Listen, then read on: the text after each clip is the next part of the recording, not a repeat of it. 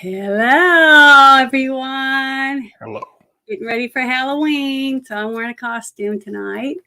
But just want to say thank you for joining me, Ruben.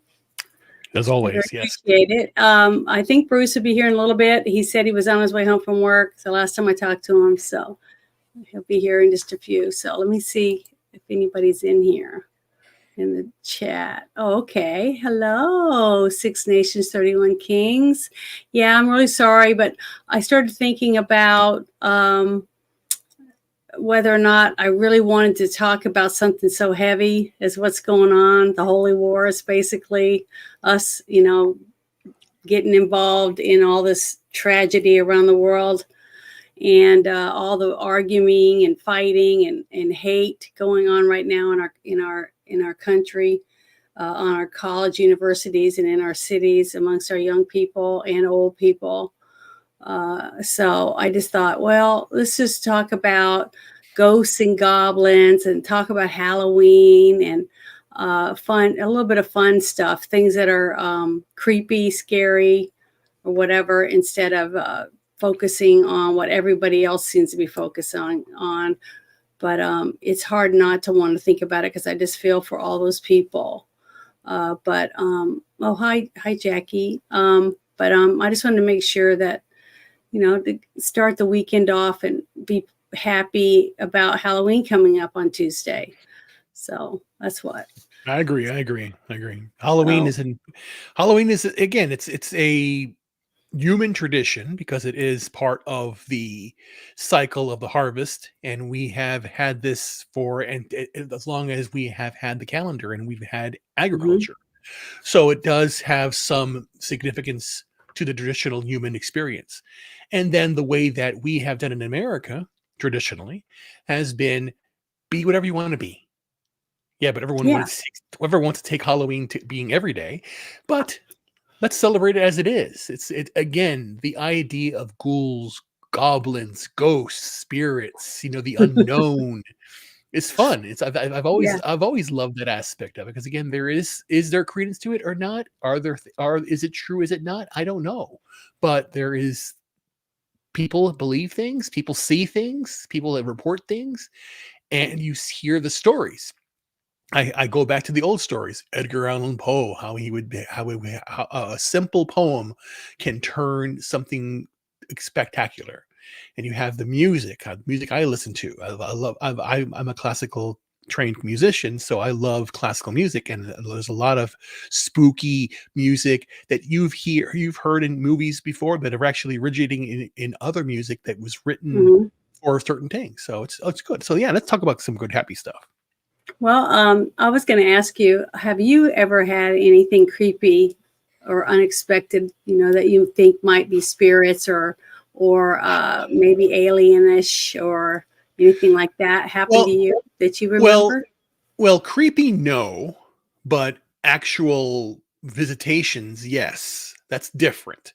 So Mhm. for me, like the black body at night, you sitting the black shape, the Mothman, all that stuff. That's happened before.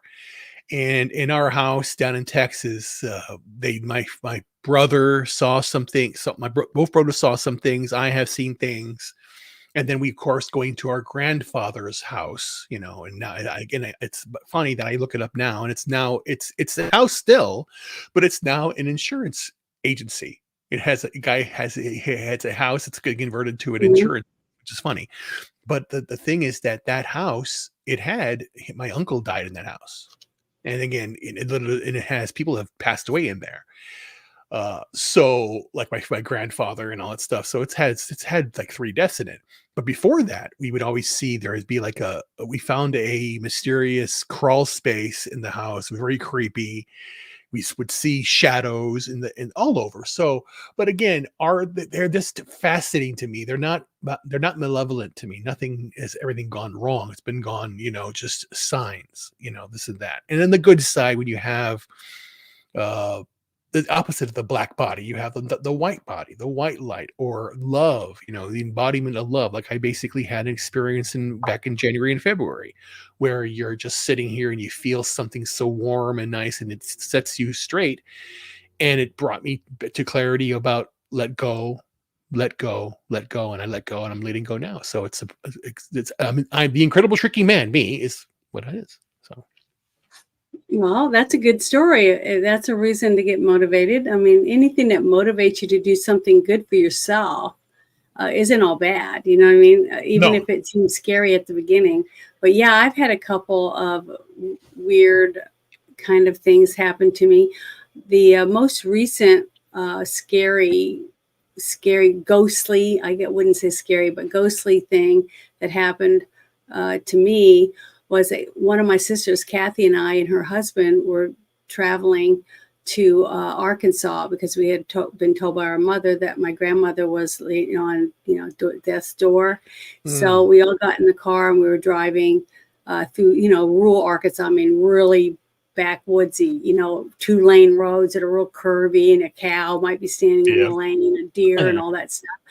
And we were going along, and I remember Jerry started slowing down, and we were like looking to see why, because we thought something was in the road. And he says, a woman, it looks like a woman in the road. What? So we looked, and as we went towards it, the person turned and looked over her shoulder at us, and she had a scarf on her head, tied in the back. And she was wearing a skirt that went a little past her knees, dressed a lot like someone that might have been in the Jehovah's Witness, something like that. Yeah. But she looked like she might be in her 40s or 50s. I mean, she didn't look that old or anything. And I remember Kathy saying, that looks like grandma when she was young. What? And this was like at 9:15, around 9:10 and 9:15 at night. And we were about 20 minutes from my mother's at that time. Okay. And I remember we get to my mom's, there's no one there. So we start calling, trying to find out where everybody is. And then we find out they're at the hospital. So we get back in the car and we drive to the hospital, which is another 30 minutes. And we get there, and my mom said that she passed away. And we're like, oh, we missed it. And then Jerry said, what time did she pass? And she died about 9:10. So that was really, but we were crying already and sad, but it was like she was letting us know, that she was free or whatever. And, because there was no one else on the road. Yeah. So it was just really, eerie, but not terrible. It was sad. Welcome, Bruce. Hey everybody, how are you? Hope you had a good day at work. You ready for the weekend? Long day, but we're good. We're good. How's everybody tonight? I'm doing good, and Ruben seems to be doing all right. But I'm surviving. He can tell you himself. Well, I'm down to 360, so that's good. I've lost 206 pounds so far. That is amazing. So I'm good. That is amazing. But yeah, and then all the pain's going away. It's dialed down completely. No more. It's the level's about a 10 to a 25, depending on what I do. So it's good, but it's still there. But it's taking time. And for the first time in over what how many 18 since 2018. I am so proud of you. I walked down the stairs slightly normally, because I would go down one step and then go and put B feet. Then I walked down normally, theoretically. I was holding on to both sides, but I because again, I want to make sure I could do it, and I could do it. I did it. So, but I'm not going to press myself. But I am going to run a race next year, 5Ks and 10Ks. If that's my goal, again, coming back. Go for it. Hell yes. Hell yes. And you, how was work? Just kidding. My day was long. Well, I was going to talk about, I had named the show Holy Wars because I was going to talk about all the shit, that it's been leading up to this, type of thing with the bombings. And I heard that Israel was bombing, I can't remember the name of the place now. But Gaza. Where? Gaza. Oh, Syria. You're right. Syria. No, Syria. Yeah. Okay. So they were doing some of that other stuff in Iran, somewhere in Iran, a town or city in Iran, something like that today. And I was like, I want to talk about it. Then I thought, no, I'm going to dress up. I was going to dress up on today anyways, because it's the Friday before Halloween. So I thought, well, we're going to talk about spooky ghosts and other creepy stuff for Halloween. I figured that would be a little, oh, hi, Chuck. Thank you for showing up. It's nice to It see is, you. as you say, it Thank is you. like before Halloween, and we want to talk about creepy stories. The creepy Yeah, so I was creepy going to joke. ask you, Bruce, if you've ever had anything, weird or creepy or alien-y or, spooky ever happen to you that you want to tell everyone before we watch the first thing that I had found?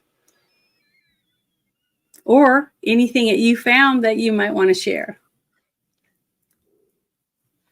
Is he there? I don't hear him. Bruce, are you there, Bruce? Bruce, are you alive? That's really scary. I'm That's a scary not thing. doing anything. I'm not doing anything. I'm just using my voice. But it is spooky. But well, he must be getting something to drink or something. But thank you everyone who showed up tonight. I know that I had the other thing on here earlier and it was kind of scary and sad. So I thought it would be more fun if we talk about spooky stuff. Welcome, Losbag. Thank you so much for stopping in. Welcome. So Bruce Janet, is one back question. again. Oh, is he back? Now we got 2 Bruces. I wish. Oh my! Something's going on with my computer. I think What's my happening? computer's finally giving up the ghost. Oh, I'm sorry. It's okay. It 2015. We bumped it around in a backpack for Mhm. 5 years, She, and it went from hotel to hotel. And I was still demanding it to work. It did good. is it a laptop? Yep, it's a Asus ROG. Wow. They're not bad. They are But- amazing. You could still use it. Depends on what software you use. Well, Just don't it use- sounds just to don't- me just- like just you don't need use to Windows. start setting some money aside. If start taking some of the money that you're making, because you are making money, or a little. I don't know how much you're making, but a little of money. Start taking half of it and putting it in a jar for you to buy some new stuff to expand your channel. And I think your subscribers would be happy to know that you're going to improve your show abilities, and then you can donate the other half. Yeah, that's probably gonna have to Hi, happen. Tree Rock Creations. Thank you for stopping by. He said, plug the computer into a UPS battery backup. I don't know what that means, but why? It's a laptop. Just kidding. Yeah, that's a you good all laptops. suggestion. All laptops. You should have UPS, and you should have a grounding. That's what I do. But I only use laptops, so it already has a built-in battery. Anyway, so yeah, but that's a good advice. And always basically back up your data, not on the cloud, but on a external drive, and then do periodic backups. Now back to the Yeah, I show. was real surprised when I sent bunches of stuff to Bruce and said, what do you think of this? What do you think of this? The different computers, microphones, cameras, and everything, because I was wanting to, do some update because mine was old and it was not for gaming or anything. It was just a little cheapy Walmart computer. So I asked him to do it. Yeah, he'll be back in a second. But he's the one that said, I sent him this one. This is the, I don't know, what's Alienware computer with a curved monitor and stuff, but it was on nice. sale. I got it on a good deal. And he said that was a good price and that would be a good computer that I could work my way up on. Because I told him I would like to play Goat Simulator, something like that. So I wanted something that would be capable to do it. And so far, it's been really cool. But I thought I could use it and I could burn CDs and stuff on it. But there's not even a slot. No, but what? There's no slot or anything. Burn CDs? Who are you? Jesus. Yeah, I know. My what? old computer could do all that stuff. So that's why I said I need to really upgrade. Well, don't So- feel bad. Don't feel bad. I burned all of my audio recordings onto discs, and now I need to get them off. They're Mhm. I have them in. It's all my music, and I have to get it off of the discs. So I have to find somebody who has or buy one if I can find one a DVD recorder reader to transfer everything to solid state. I don't know. It's crazy because again, back in the day, this is from like what year? 95 through 2003. Yeah, my music. I basically will just, I have lots of my symphonies and concertos and lots of it on disc, and I got to get them off. So I got to figure that out. So I got to buy one. Things happen. Yeah, I still have music on one of my iPods, and you can't update it anymore or anything. It's one of the big fat ones. I still have music on it, and I've been slowly.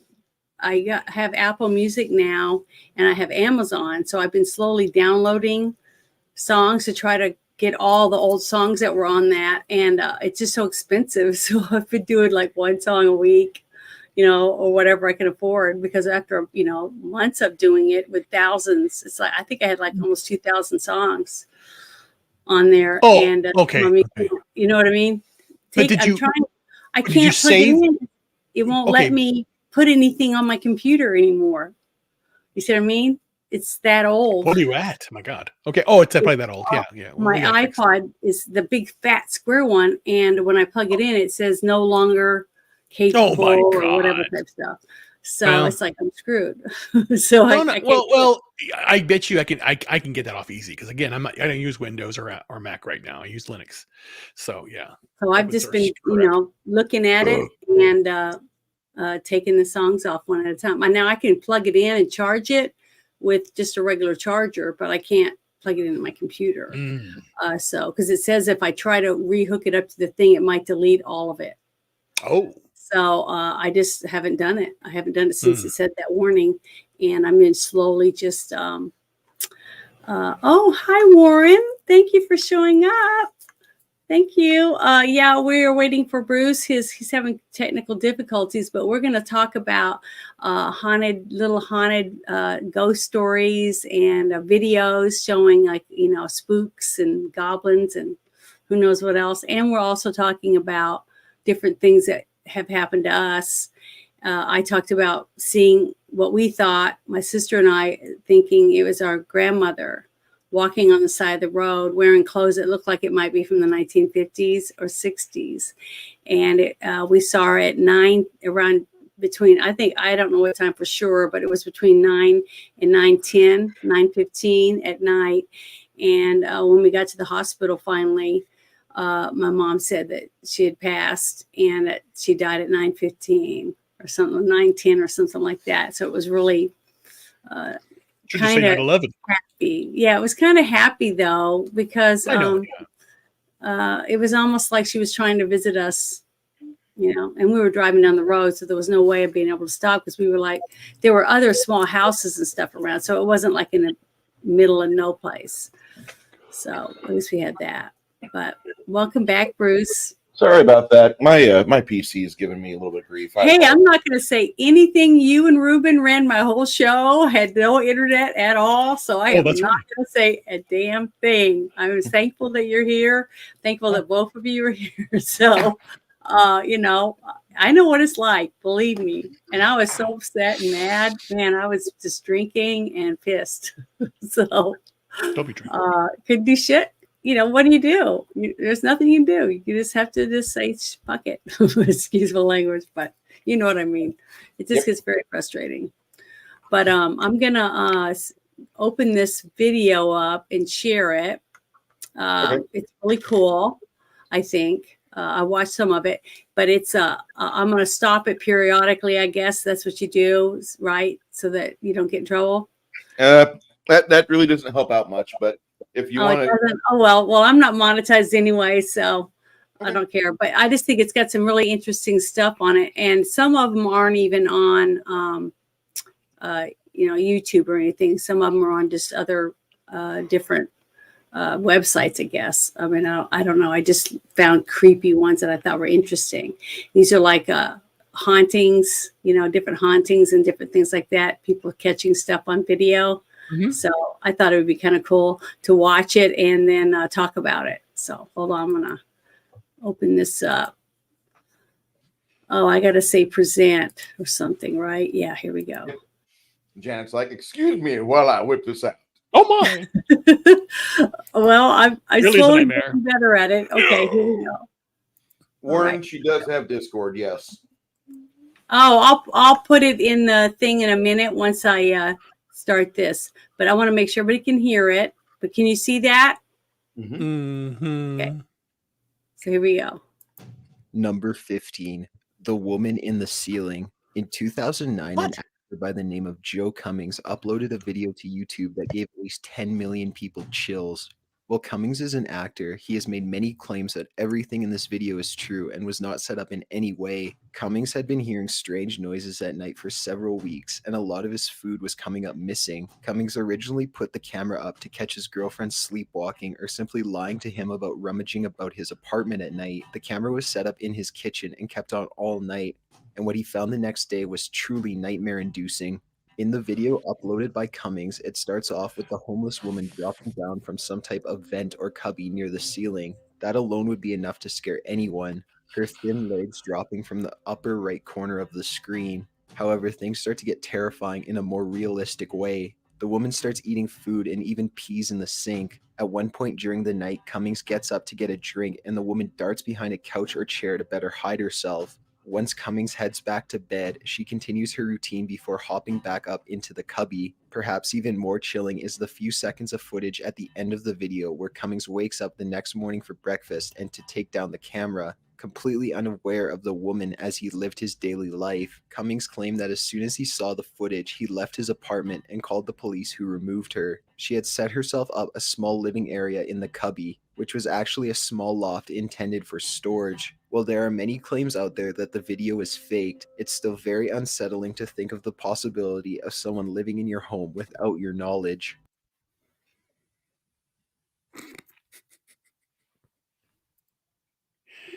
So Okay. what do you think of that?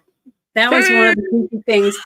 You get up in the middle of the night or in the morning, and after you've done certain things, or you say you made a cake, right, and you cover it up, it's for a birthday or whatever. The next morning you get up and there's big cuts out of it, and you're looking around going, "What the?" Because there's nobody there, and you have to find out that you have to put a camera up, but you find out that someone's broken your house and now they're living in your attic.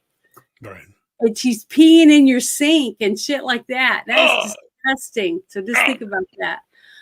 How scary would that be if that was to happen to you? Forget about that. She was drinking the milk like out of the jug.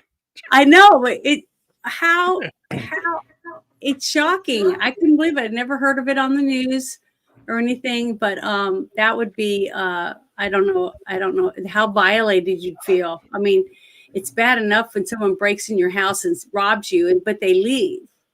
And then you find out that someone's been living in your attic or a cubby in your house for who knows how long, but stuff has been moved around, coming and going. What is this Indian doing here? Yeah, isn't that gross though? If you think about it, I just thought it was very creepy, and I would hope that that would never happen to me. But hold on, I'm gonna play a little bit more now. This video. I just thought that was really just creepy.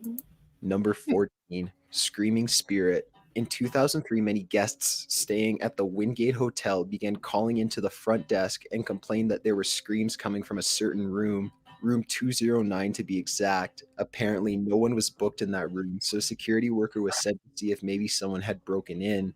The security footage catches the security worker approaching the door, and a woman screaming can be clearly heard. Someone checked into that room. There should be nobody in there. Wait 1 second, John. Amy, are you there? Yeah, John says he hears the screaming coming from that room. And I hear it too. He knocks on the door several times, but there is no answer. The security manager tells this worker, John, to wait for the police to arrive. However, the worker enters the room anyway. After he opens the door, the screaming comes to a complete halt. Once he enters the room, a white ghostly apparition can be seen moving from the doorway and then disappearing. John reports to the security manager that no one is in the room, but the furniture has been flipped and the carpet ripped up. John urges for the police to be called. Even the manager claims to be scared before the footage ends. Man, that's scary. I'm officially freaked out now. There's no history with this hotel or even particular room being haunted before this. Number 13. So what do you think of that? Fake. Yeah, Have you heard of that story? it seems kind of fakeish. You think it's fake? Yeah, I don't know. Did you see the little white apparition leaving the room? I did, but they've had those disproved before, Hmm. and the apparition could be just like somebody off the side of the camera with vape smoke. Mm-hmm. Sorry, No, it's all right. I don't Just- care. just a trick of That's why I light. want It's to a talk trick of about light. it. Was creepy, but I was relying on one camera to catch it all, not having cameras have overlapping fields. Yeah. Yeah. Where one you have a camera you can see in another camera. That I always prefer to have that. I know that's like dream that never quite is realized with these supernatural shit. Oh, Yeah. It's like whenever like you go to Bigfoot channel and like you get this like blurry hand covering the trail cam. Yeah. Blurry fake hand. Like, what the fuck is this? And then minutes later, the trail cam was ripped off the side of the tree. And that's I hate that. There's a very few channels that have good Bigfoot stuff. And there was a train that had a guy conveniently walking alongside the train in a Chewbacca outfit without his bandolier Yeah. about 2 weeks ago, and I think everybody saw that. And I don't think that one there was. No, I didn't see entirely that. real. I didn't know anything about that. I- That would be I- scary if I was walking in the woods or something and I saw something that looked like Chewbacca walking around. Well, this wasn't in the woods. This was in the middle of the desert, Oh, okay. where like the grass man is typically seen, or the stink ape, whatever they call it. But it's like in Utah, and this guy in a brown outfit is seen lurking and lurching along the hillside, and it's very, very good definition. It just screamed a little bit convenient and fake to me, though. mm-hmm.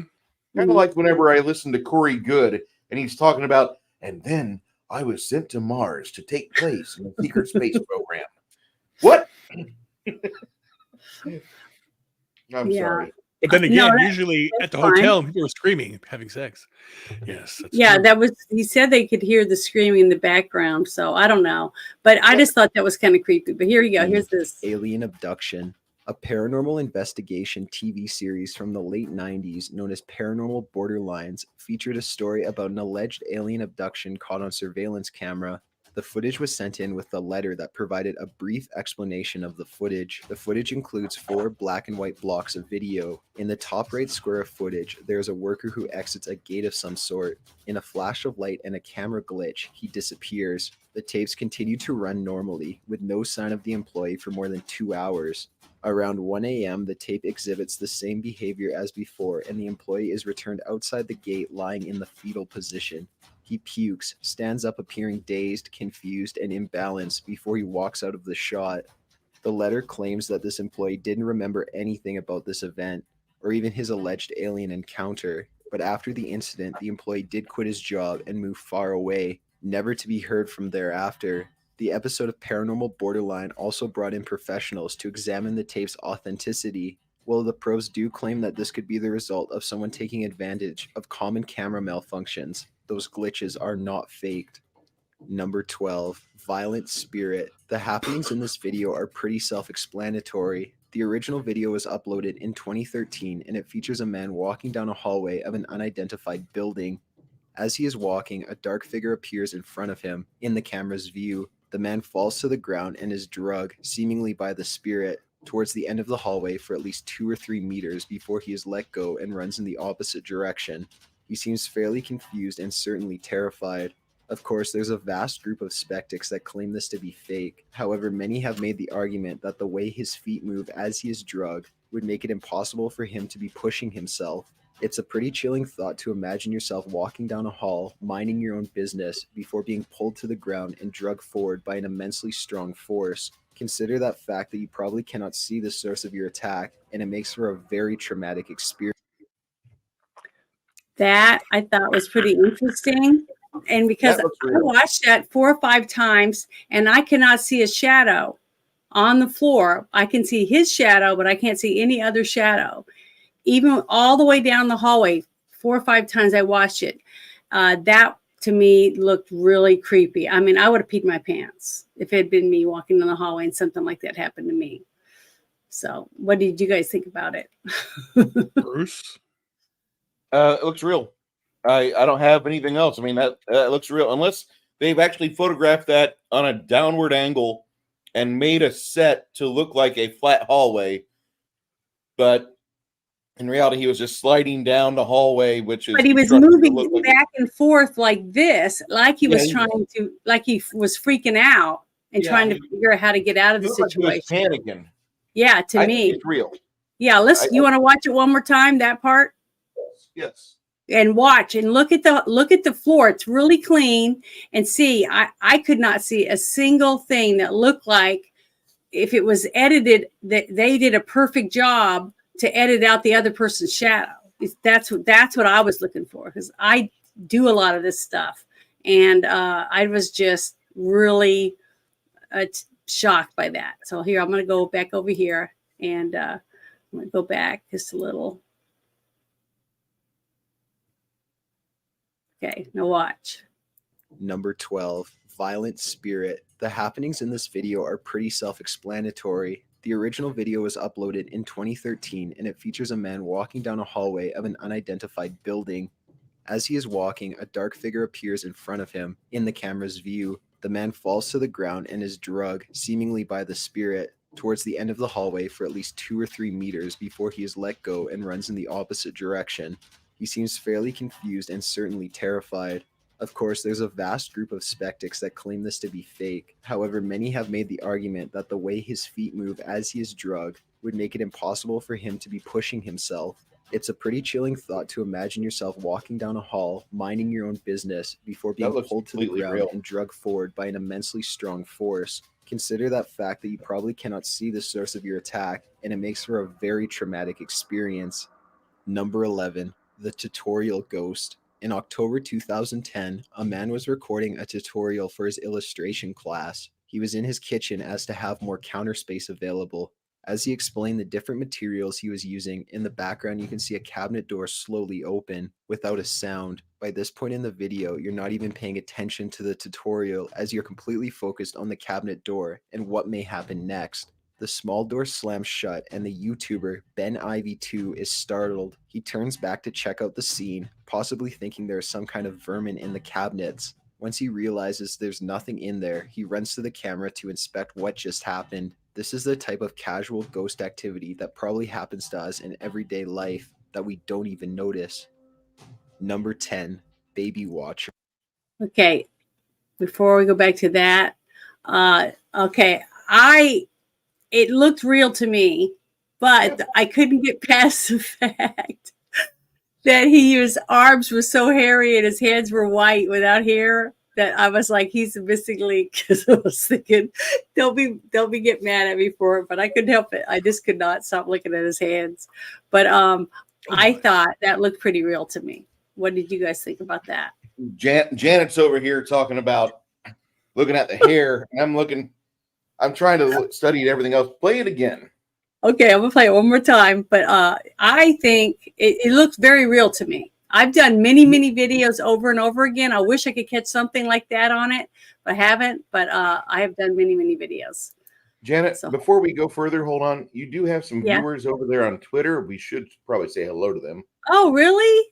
Wow. Okay, I will. Let me see. Let's see. Where are they at? Warren is broadcast or talking to us from. Oh, hi, Warren. Thank you for coming. YouTube. So he made up a StreamYard account, but he has got to wait 24 hours. Okay. Mm-hmm. I had to do that. Okay. But I just thought that would be, you have some. Yeah, awesome one. I get it. Thank you for joining us. I'm finally trying to learn how to stream other places, so it's starting to, I guess, work better. Hopefully, it'll get even better. But don't hit Alt F4. Why? What does that mean? That'll take you out of the entire deal. Oh, yeah, I won't hit anything. I'm trying not to. So. But yeah, I'm gonna go back and we'll watch that again because I thought it was very, very interesting. Here we go. Number 11, The Tutorial Ghost. In October 2010, a man was recording a tutorial for his illustration class. He was in his kitchen as to have more counter space available.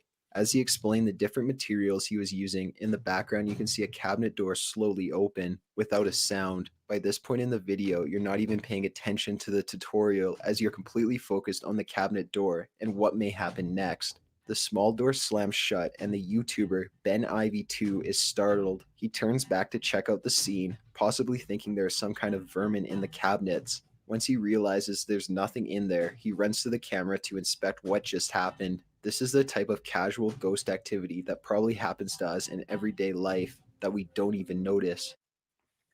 So what do you think? What, Ruben? Why you think that's funny? Fake. They're all fake. They've all been fake so far. Oh, you think so? I definitely think the guy in the hallway is definitely. Yeah, That's the easy. hallway That's easy guy to was do. real. That's easy to do. I can do that easy. Well, I would love to see that because that would be something I would definitely want to see. But yeah, to me, I don't know. I think it's a good mixture of different things. But and the fact that he tried to grab the wall a couple times and stuff, I thought that was really creepy. But what do you think of that one about the door shutting? I think it was real, but It that's looked just a real to small me. thing. It looked real. He might have a hole in the cabinet, like Warren says, where wind is coming in. But based on the evidence that we saw there, it looked real. It looked like something that like happens with small poltergeist activity. He probably has a teenager leaving in the house. Maybe. I mean, the fact that it opened a little bit and then opened a little bit more, that's what made me go, wow, that could definitely be real because, in the movies you see it just goes creak and opens up and then it slammed shut. So that too was, those two things is what made me think that it could possibly be real from what I could tell. Yeah. Number 10, Baby Watcher. On October 5th, 2014, a very strange thing occurred during a burglary in Houston, Texas. A man broke into a couple's home to rob them. However, he got distracted. Surveillance footage from inside the home showed the burglar going into the nursery and watching the baby sleep. He did not just casually check to see if the infant was still asleep. He literally stood in place for several moments and watched. He left the child unharmed, fortunately, but nothing can change the minds of the parents who were left completely disturbed by a man silently breaking into their home and watching their baby. The man stole $60 worth of cash and also took a laptop. He later dropped the laptop in the neighbor's yard, though, so this whole ordeal seemed kind of pointless. In fact, the only thing anyone got out of this was will probably learn a valuable lesson about protecting their family and more than likely invested in a better security system. Number 9. Guy catches a creeper. The following story was submitted to Reddit by user CoolV. In 2008, CoolV purchased an AV transmitter and receiver in an attempt to get cable in his bedroom without having to pay extra to his company. He started the process of setting the box up but was having no luck. Eventually, though, a signal started to come through. A very grimy and fuzzy scene of a bedroom appeared on his TV. He soon realized that the AV box wasn't even on yet, so he was confused about the signal but continued to watch. CoolV told his family about the bedroom scene on the TV. They all concluded the AV box was picking up signal from a camera set up nearby, possibly at a neighbor's house. The family kept an eye on the happenings until someone finally entered the room at 6 p.m. that night. It was their neighbor, and they all joked that the camera was probably set up for sexual reasons or to catch the other cheating. However, things got weird as time went on. The family only randomly tuned in to watch the camera to see if it was still set up. They found out the neighbors were having renovations done and assumed maybe the camera had to do with the team working in their home every day while they were out. One day when watching the men work, however, a plumber began sifting through the bedroom's drawers, underwear drawers, and things like that. He stood up and approached the camera, adjusted some things, then put it back in its place. It was clear that this plumber was the one who set the camera up. CoolV's dad went to their neighbor's home that night and showed them the camera. He discovered that the creepy plumber had set it up behind a device used to monitor water usage. The couple reported it to the police immediately. It came to light that the man had been coming to their street at night, parking outside of the house and watching the stream on his laptop of the neighbors Damn. sleeping or possibly being more intimate. Kulvi explained that he would often walk past the car but didn't think much of it. Number 8. That was really scary. How many times have you had the cable person, a plumber, the Terminex person, or any of these people in your apartment or your house? I'm so happy 90% of my work is all outside. That's all I got to say. I know, but really think about it. I'm talking about you in your own house right now.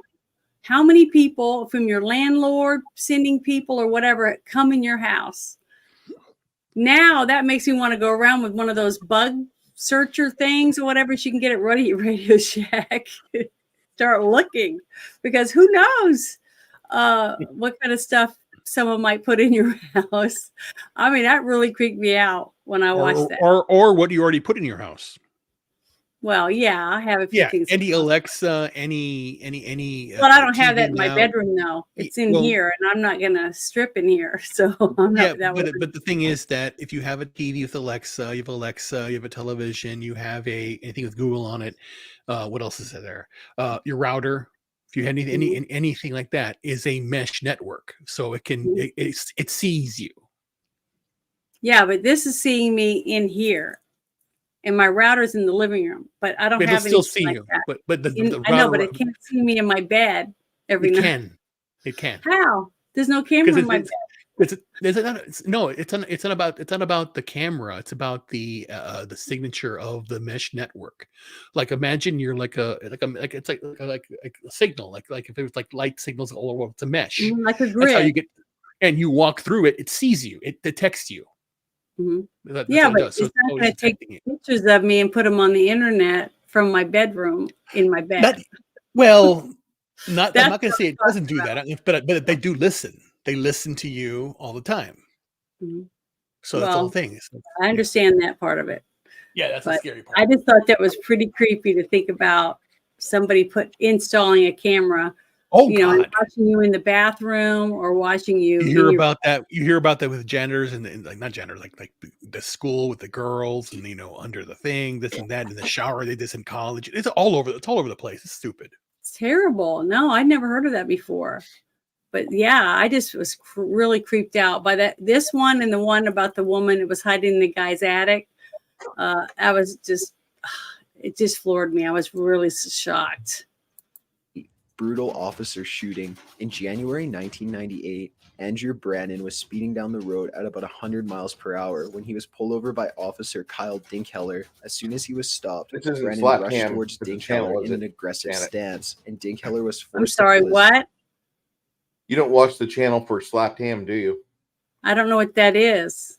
Slapped Ham is probably one of the best paranormal video capture channels on YouTube. Send me YouTube. the link for that. I definitely would like to see it. Yeah, I love this stuff, but I just find random stuff because I'm on on Twitter.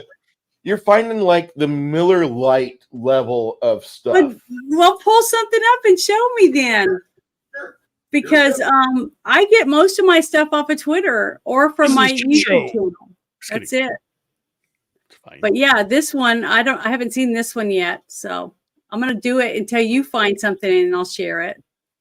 Yeah, Bruce, if you want to share something, he also shouted, "I am in fear for my life." Likely in an attempt to warn Brannon he may have to shoot. Brannon and Dinkheller got into a heated argument of some sort before Brannon rushed into his truck to retrieve a rifle. He charged at Dinkheller and shot at him. By the end of this bloody ordeal, Brannon had been shot once in the stomach, while Dinkheller had been shot a total of 10 times. Dinkheller died on the scene and Brannon took off. Thanks to his plate number, he was arrested the next day, charged without incident, and sentenced to death. However, as of 2013, Brannon has still not been executed for his crimes. When he was questioned about why he killed the 22-year-old officer, he responded, "I killed him because he let me." Number 7, Vatican Ghost. A 19-year-old college student took a trip to Europe and found some strange footage on his video camera after he got home and reviewed the memories of his trip. While visiting the Vatican, he had his video camera out to get a good shot of inside the St. Peter's Basilica. In a few frames of the shot, a bright orange or red figure can be seen hovering in the air. It seems like a human figure wearing a cloak or loose sheet, but it moves more mysteriously than that. In a later shot, the figure is still seen there, but in a much lower location, closer to the ground. The student claims that he did not see this in person, only later when he was going through the footage. Some people saw this as a sign of the presence of St. Peter or even Jesus Christ himself, while others saw it as a darker and more evil presence. The truth is up for those who believe. Oh my god. Number 6, kitchen poltergeist. The video of a very Have you- violent wait, poltergeist was Pause real quick. Yeah. Have you been to a funeral for a cardinal? Just kidding. No, probably not. No. I played at one for Cardinal Yeah. Bernardine in Chicago. Uh-huh. They put up his hat. They suspend it above the funeral thing. They do this. It's part of the thing. They honor it. So that's a robe. But it's badly video edited. That they do that. They over the altar. If someone has passed away. They do this thing. That makes sense. And the fact that this kid doesn't know anything about those rituals and stuff, and him seeing that, he's thinking it's a ghost, and that nobody's reacting because nobody can see it. You see what I mean? Yeah. No one reacts to it because they know what it is. It's but I wouldn't know. I know. Myself. I know. What the fuck? But thank you for telling us. Because because again, it was interesting because again, it's like the way they did it. They hit that. I don't know. It's recorded on video. The hat is there. The habit. And then it rises and just sits up there and just hovers above everybody. And they do this stuff. They do these things. Because again, that's how they did it. When they become cardinals, and they put on the robe, they down it and they keep the hat. That's the most important thing. So then I don't know. I find it fascinating. I find the ritualistic aspects of religion very fascinating. Robes and stuff. Okay, so Bruce, are you ready? Do you want to share one? Oh, my back. I don't know if I can share it. Let me see if I can do it. Okay, well, just if you can, just let me know, and I can put it up there. But I'll go ahead and finish this as never mind. Here we go. I'm going to add you up here. Okay. Okay, you're up. Let's see if Bruce can knock our socks off. Freezing winter night. When I heard these strange. Is this Dread Captures or is this Red? Damn it, not. It's a raccoon. It's a ghost. Ghost raccoon. It's a mass marauder. Ghost raccoon. Trash pins. Hello and welcome to this episode of Dread Captures, the ultimate destination for those who seek the thrill of witnessing the unexplained, our sense of unease. So, you decide to set up a camera near the window, hoping to catch the cause of your discomfort. After a while, you muster the courage to review the footage. Your heart skips a beat when, on the screen, you spot a mysterious figure that you hadn't expected. Looking closely, the facial features hint at the possibility of it being Bigfoot. But then you wonder, are there any other creatures with such distinctive characteristics? What makes this even more puzzling is the fact that, according to the couple, there aren't any apes or similar large primates known to inhabit that region. This leads to even more questions. If it truly is Bigfoot, are these elusive beings becoming less cautious, allowing themselves to be seen more often? Or is there a deeper, possibly hidden agenda that we're yet to discover?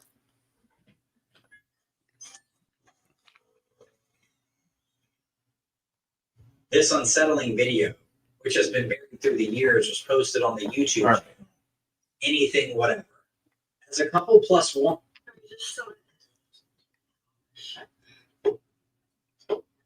Sorry, guys. What?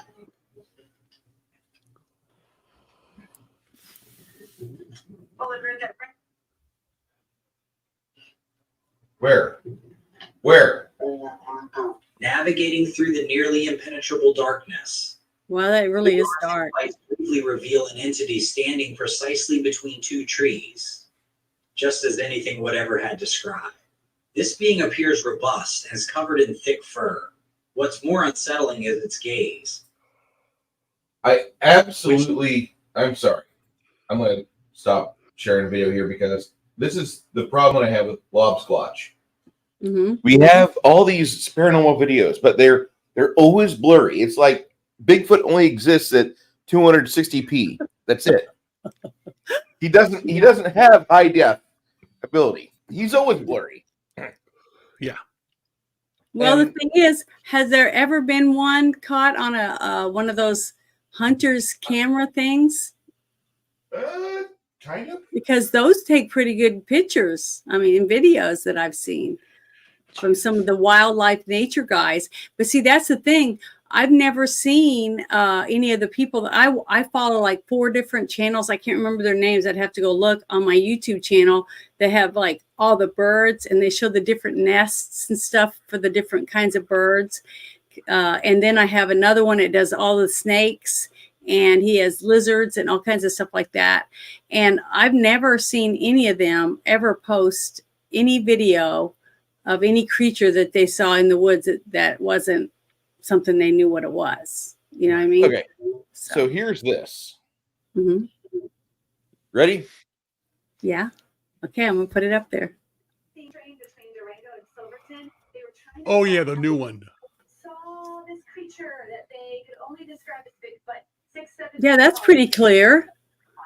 It's just that it's far away. Look closely. That's the entire problem I have with Bigfoot.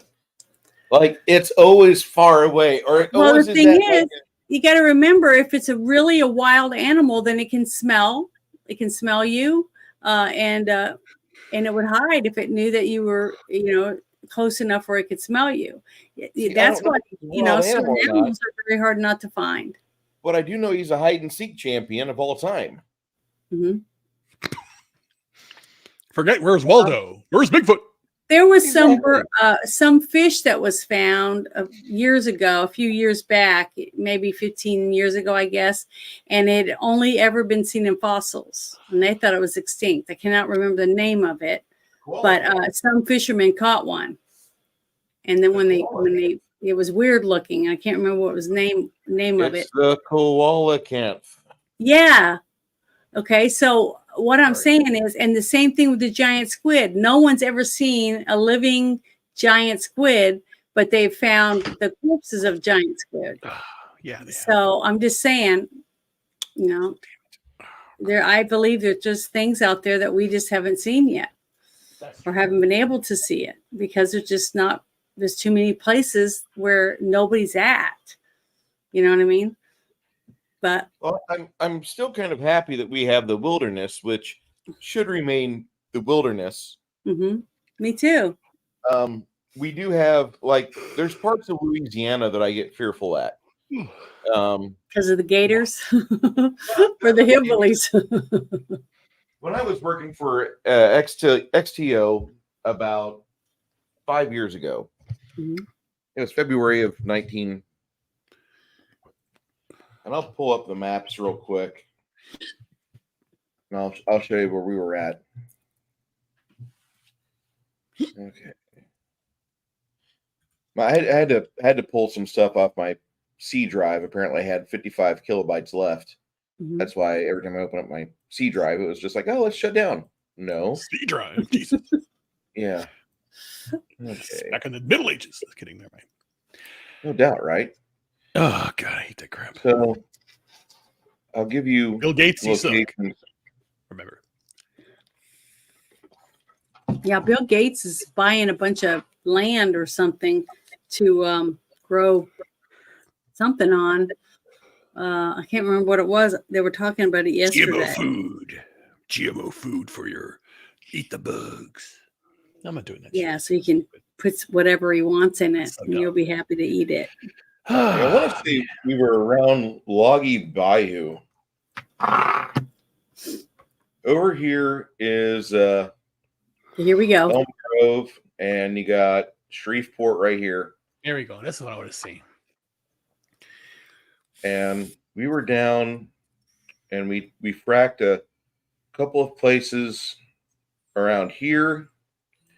Then we went across the bayou right over here, and looks like they've still got some scarring right there.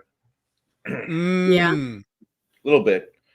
Fracking doesn't really do a whole lot unless you leave a tree up and you have like a little bit of infrastructure there. But for about 2 years, they had oil tanks in this area, and then they tore them down. But we had fracked over here, and it didn't really plan out well for the company we were hired by.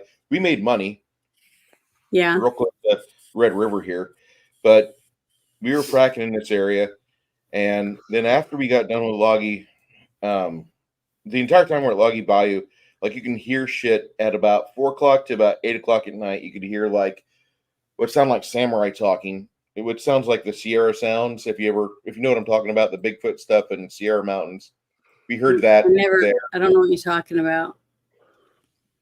I never heard anything like that.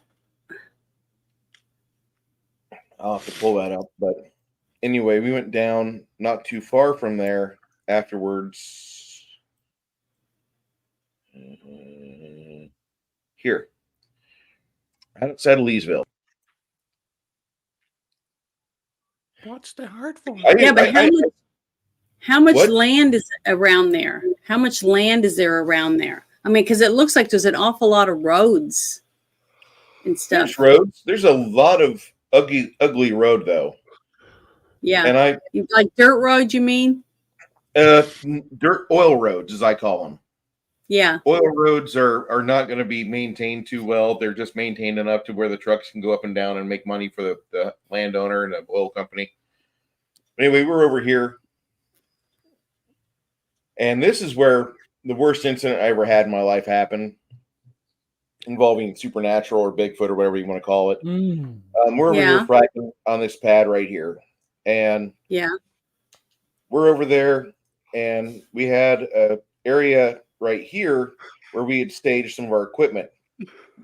We were able to park our trucks over in this area. And so I was going back here to grab one of the trucks, and the entire time, like, it was just silent. No bugs, no birds, no mouse, no rabbit, no hare, no nothing. It was just silent. Yeah, that's creepy. Creek area, right? Like this is, and these are trees. Here's a tree. Here's a home right here. There's a little shack over here, and we had parked stuff all around this area, and we were doing work, and it was kind of stressful. But when I was in the truck waiting for my mechanic to come because the batteries were dead, that just happened. Batteries die. Get used to it. And anyway, all of a sudden, like, something starts throwing acorns and small rocks at the damn truck that I'm sitting in. And I'm parked right over here. Yeah. And it's quiet except for the sound of stuff hitting the hood. And I can tell it's coming from like right over here. But that was the scariest thing I ever had to deal with. And when the mechanic got there, he noticed that things were happening outside. And then about maybe 5 minutes after we got the truck running and I was ready to make my way over here and get loaded up, we hear a big bayou yell, like something just yelled. I don't want to say it was a Bigfoot yell, but it was not a person yell. People don't yell like that and cause reverberations in the trees and in the vehicle that you're sitting in and, you know, rattle the glass on the passenger side. They don't do that. This rattled like me and the rest of the truck. So it was like, did you feel like it was trying to get you to leave? Oh yeah, I was definitely in. Like it was. I'm pretty certain what it was doing was it was trying to get. There were deer that were moving from over here to over here, and it was trying to set up a good area to do ambushing and grab stuff because we had left some food out over here. And the food just got ransacked. Yeah. It didn't screw the trucks, but like one of the guys had gone fishing 2 days before, and he had a cooler filled with fish. Well, that got destroyed, and the fish were gone. And so, like, we're over here, and I'm getting to hear what Bigfoot sounds like less than probably 300 foot away. I wanted to pee myself, but before I left this pad over here, I did use one of those nice Skiddo cans to unload everything because it just didn't quite feel right. And when I was walking along this little footpath, this little road, it wasn't feeling great. I didn't like it. I could feel the oppressive nature. Like I was going deeper into somewhere that, like, if I would have explored around here, I'm sure I would have found a few trees that were knocked over in a Bigfoot territory marker fashion. And I'm pretty certain if I would have explored, I would have found that. But that was one of the most scary things I've ever had happen in my life. And the mechanic, Junior, was there with me, and he says, "You know, Bruce, I don't want to be here anymore." And I said, Oh. "Yeah, that I'm going as quick as I can." And finally, you know, when we got back over here with the truck and we started loading up chemicals, Junior's telling the boss about it, and everybody heard it because this is not that far. This, Yeah. if you can see this here, this is like 3,000 feet, not quite a full mile, but that's enough for. And the trees just seem to amplify the sound. So it just, like, all of us were put on notice, and the only way we were supposed to get out of here, per the local authorities, the parish we're in, like the sheriffs have already come here. They've already given us like $30,000 in fines because we didn't get a permit for Route 8 over here. So you know, there's a little bit of a ding, but we you know, had the boss take care of that, and now we're having to travel through here. And as I'm driving the chemicals out, about right here as it turns to the right just a little bit, I see like some stuff hit the front of the truck. He's throwing like rocks and shit at me still. Like, he's very unhappy that I'm even there.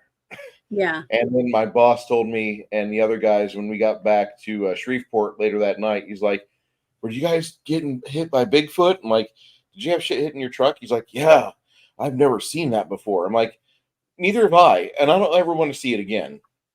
And so, like, this area, like, if you're by Burnstown, Temple, Clifton, like, there's at least one in this area. So, Yeah, that sounds pretty creepy. thought I'd pass that on to you. I had something like that happen once. I wasn't working. I was a kid, but I remember I was at my grandfather's, and this was in like really rural Arkansas, on his farm. And we were out by one of the ponds, and I remember hearing a low, like noise like that, but it was like a deep growl like sound. And we just sat there. I think it was Sandy and I think it might have been Kathy. It was two of my sisters. And we were fishing and just, you know, farting around, throwing rocks, skipping stones and stuff like that in one of his ponds. And we kept hearing that noise. And it was all woods all around there, real thick woods. And finally, my dad came down there, I guess, to get us for dinner, and we told him to sit down because we wanted him to hear this noise. And when it started making the noise, we thought it could be Bigfoot or something like that. And he said it was a panther. What he said it sounded like. So. There's supposed to be He recordings. was an animal person, but that's what he said it sounded like to him. But it was still scary because, you know, that could still attack you and drag you off in the woods, you know. Deadly ambush predators. You'll get killed.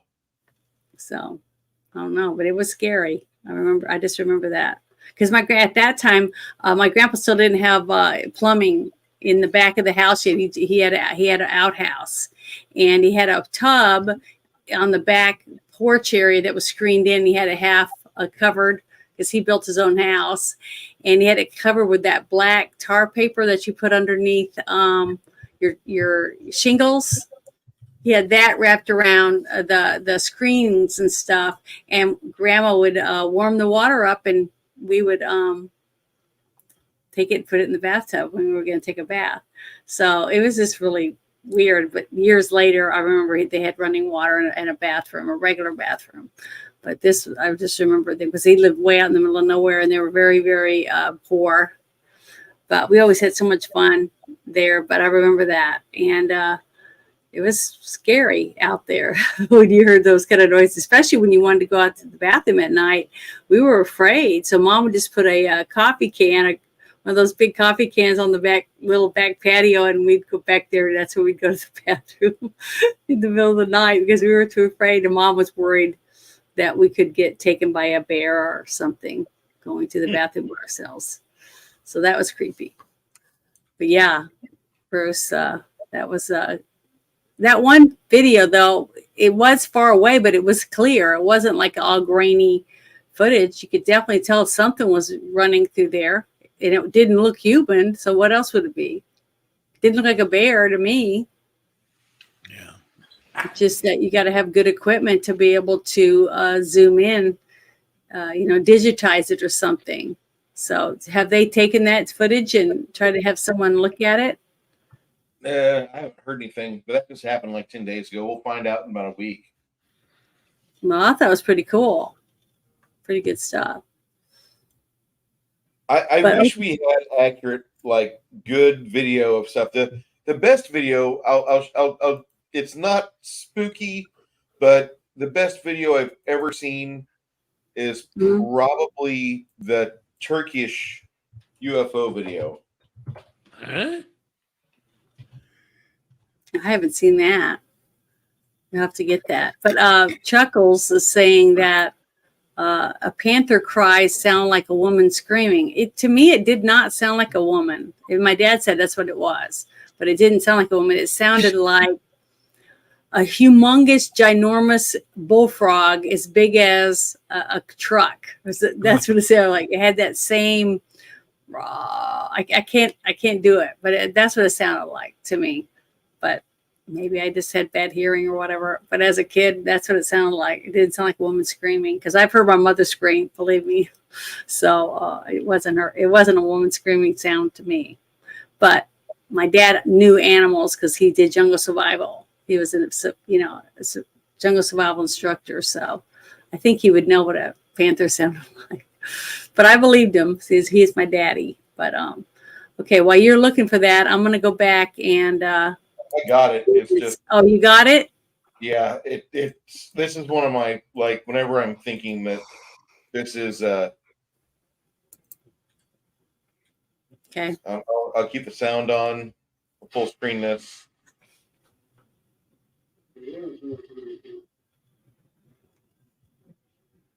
This is the best video of a UFO I've ever seen, and it's been suppressed quite a bit. A lot of you might not have seen this video.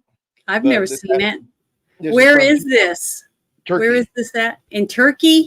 Huh? You see, someone actually had a good camera, and they're able to hold it pretty still. Yeah, that's the thing. That thing's quite a bit of distance away from the camera, Mm-hmm. and that's what I don't understand. Like they've got the ability to see, and you can almost see whenever they get the camera or the UFO back in view that they're looking at pretty much the front viewport. You can almost see two little aliens. It's bouncing around quite a bit, but it looks like you've got aliens sitting in the front cockpit of that thing. Well, it could be, or it could be the exhaust. Mm-mm, You don't think so? I don't. I can't really tell. It's too jumpy for me. I think you got the aliens staring at the humans staring at the aliens. Well, couldn't they? You'd think that they'd be able to. If that came out in 2008, you'd think that somebody could have, done some, investigating with the digitizing that, and cleaning it up like they do with a lot of the, government videos. Because my dad showed me some pictures he had, and this was, before he retired. And he was telling me about how they had satellites and they could zoom in and know exactly where to go to pick up a pilot and different things like that, because they'd have a beacon and they would be able to lock onto it. But he showed me photographs of, you could see the license plate on a car. So that's from a satellite. So, I think they'd be able to give you really good pictures from that. You know what I mean? The technology wise, at least I would think they would be able to. But there's a lot of discussion that's happened because of this video. This is one of the most contested videos in ufology Did you today. see this right here? He just posted. So this person held the camera straight at the speed of light. But I don't know if it's going at the speed of light. I have no idea. Who's at the speed of light? Is it hovering? Who brought Covering that that up? thing. Is it like hovering in midair? It's got to be hovering in midair. Yeah, whatever it's doing. And the thing is, what did they think it was doing? Just looking at them? Observing.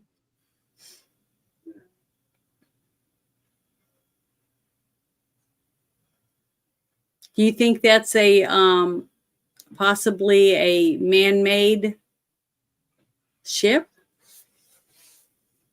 See, I'm partially torn on this. I think we have visitors from nearby star systems which have just discovered the ability to travel, and they've just discovered us. Mm-hmm. But I don't think that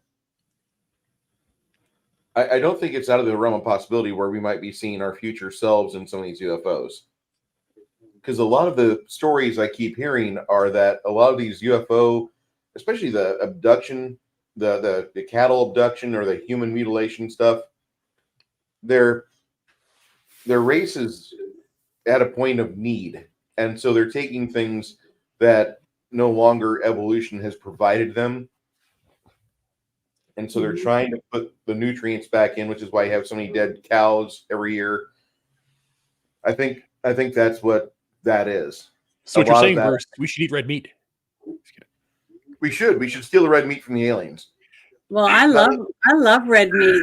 I ate a nice rare steak this morning with my breakfast. It was Oh, good. delicious. I almost bought a $109 hump of New York strip at Costco today Mm-hmm.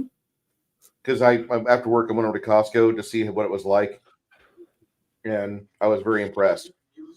But they have humps of meat there that are amazing price, like $7.99 a pound for certain things, $9.99 for a pound for the skirt, what is it, New York strip, the whole hump of that. So that's like $110. Yeah. You can cut that however thick you want. That's wonderful.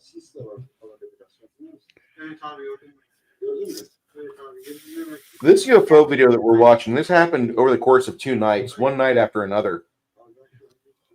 So they were And that- searching for something. Yeah. I mean, why else would they be there? I mean, they're not just going to hover in one spot and be open to, Observation themselves.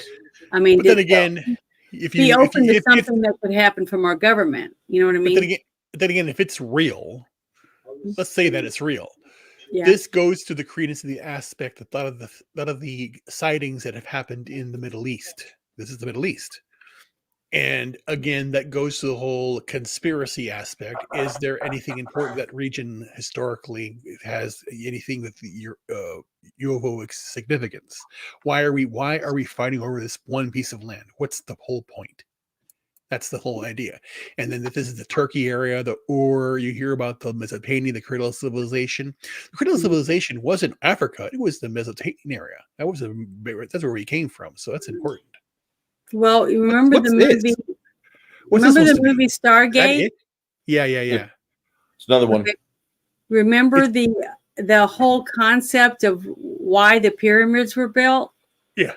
That they used that it was like a thing to hold the ship when it landed and stuff like that. I mean, and then all the weird carvings in lots of the Mayan temples and other old architecture, that there's carvings with, it looks like someone sitting in a rocket ship or something. Yeah, everyone weird has stuff like the that. triangle is the most important symbol. Yeah, there's just so many things from our great ancestors, from all over the world. Though it's not just one spot; it's like all over the world. A long time ago, people were seeing something that they couldn't explain what it was. That type of thing. So I don't know. Yeah, My it's dad said he interesting. believed in aliens and he believed in UFOs, and he was in the Air Force. So Yeah, there you go. he always said he believed in it. Now he said he doesn't believe a lot of the goofy, hokey stuff that some of the people would come up with, and but he said he did believe that people were taken, but they wouldn't be bringing them back. He said, I don't believe that they take people, and if they did, it'd be very rare, and bring them back. He said, unless they meant to bring them back because they did something to them and they wanted them to have children or something like that. That's what my dad said was the only reason. Because he said if they're taking them for scientific study, for whatever purpose, why would they bring them back? Unless they were put back here after they did something to them to change them, alter them, so that they would create different beings or something. That's what my dad told me. Because I remember I had a really weird nerd relationship with my father, and we talked about really weird stuff like that. So, Well- and that's what he told me. Yeah, that's interesting. I think there's between 30 and 50,000 people a year that are missing just in the United States and other parts of the Western civilization that takes notes of things like that. Yeah. But just in the areas it takes notes, you'll have people go missing and they'll turn up either alive or their body gets found. Mhm. That's binary. Yeah. People will disappear trying to avoid like exes, or they have problems, they steal their kids and they have to go on the run, or they get found later. But Mhm. there's probably about 30 to 50,000 people a year that go missing. And one of my favorite guys to watch is Timothy Alberino, and he's doing a trip to Peru here in the next month or two. Because in Peru, in a place called San Antonio, there's a series of UFO sightings have been seen. And the mainstream media said those aren't UFOs. Those are stealth helicopters from the oil field companies. And you're seeing not aliens levitating, but those are oil field workers with jetpacks that are levitating and trying to shoot your townsfolk.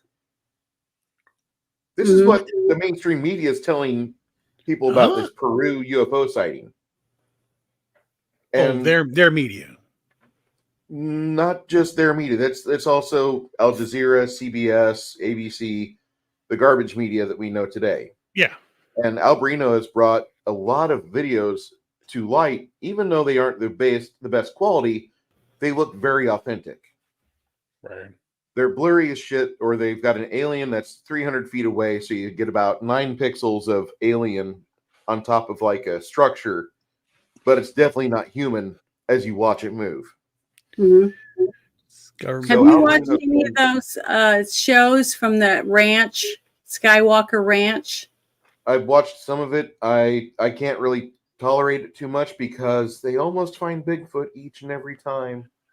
Oh, we almost got him this time. Oh no, they Well- haven't shown anything that I have not seen before. Mhm. My sightings include orbs. I've seen a pair of discs.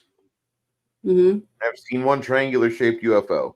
Not quite unlike this thing here, but mine was a little bit more chevron shaped.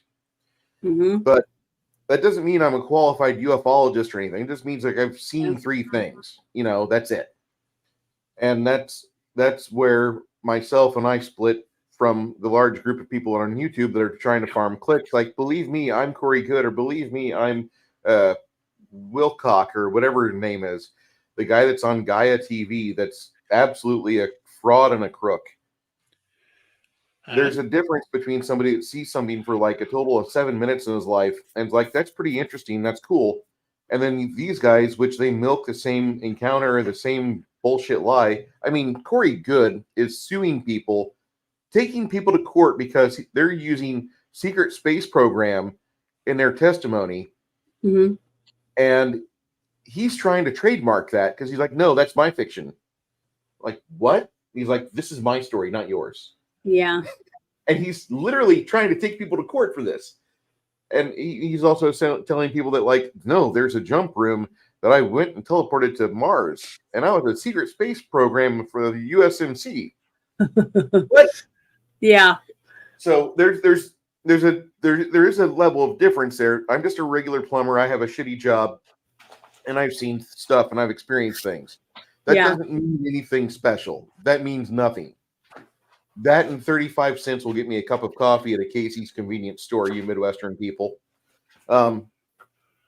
I absolutely can't stand a lot of ufologists that are famous on Gaia TV. George Snorri bores the hell out of me. I can't. There's so many better qualified people that could have took over the Coast to Coast franchise. George Snorri pisses me off. Mhm. He's just an absolute thief. He's got zero talent. Anyway, but you have videos like this, which pretty fucking authentic. Yeah. I've seen anything like this before. What about the ones that have been released from Project Blue Book? And there was another thing from the government that they've released, and they're from outer space, you know, above the Earth's atmosphere. Have you seen any of those? No. Okay, well, Are you I talking can about, find out. the ones? Well, hold on. Let me rewind this. You asked me about what they released from Project Blue Book. Are you talking about the Nimitz encounter? Are you talking about the Tic Tac sighting? Are you I'm talking the about there's like 4 or 5 different videos that were released not very long ago. It was like earlier this year. That was it. Yeah, you're talking about that. Okay. Yeah, and those were pretty interesting. I saw little bits and pieces of it because they were posted on X, and I thought, oh my God, this is really cool. And the thing is, they were released by the government.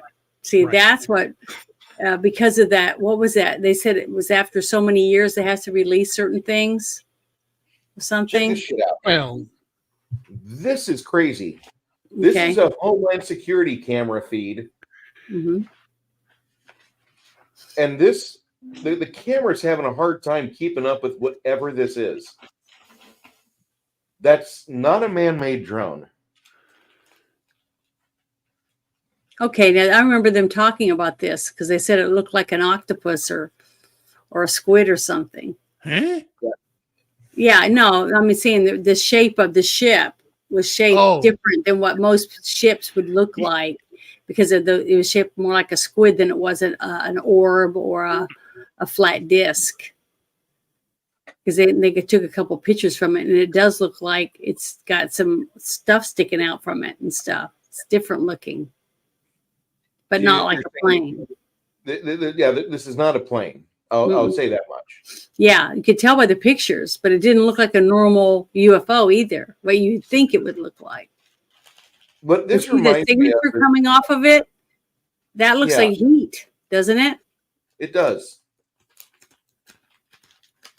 Because you know how you see that the heat rising off the concrete and stuff like that, especially in Arizona and Nevada and places like that. It has this blurry effect around it, and that's what that had when I was watching some of the video of it. Yeah, this Yeah, I is saw this. border protection. I love this video. It's just interesting that Mhm. came up, and then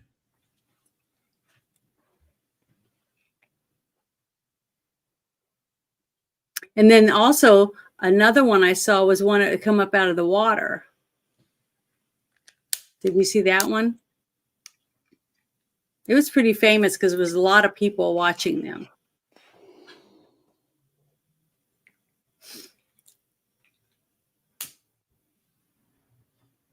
Yeah, I remember. Yeah, I believe that awesome one. I believe that they did release some of this stuff to keep people from focusing on the laptop.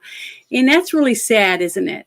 Because they will release it to cover something else up, but they won't tell us the truth about something, you know, unless they're forced to. And I wish we could find out more.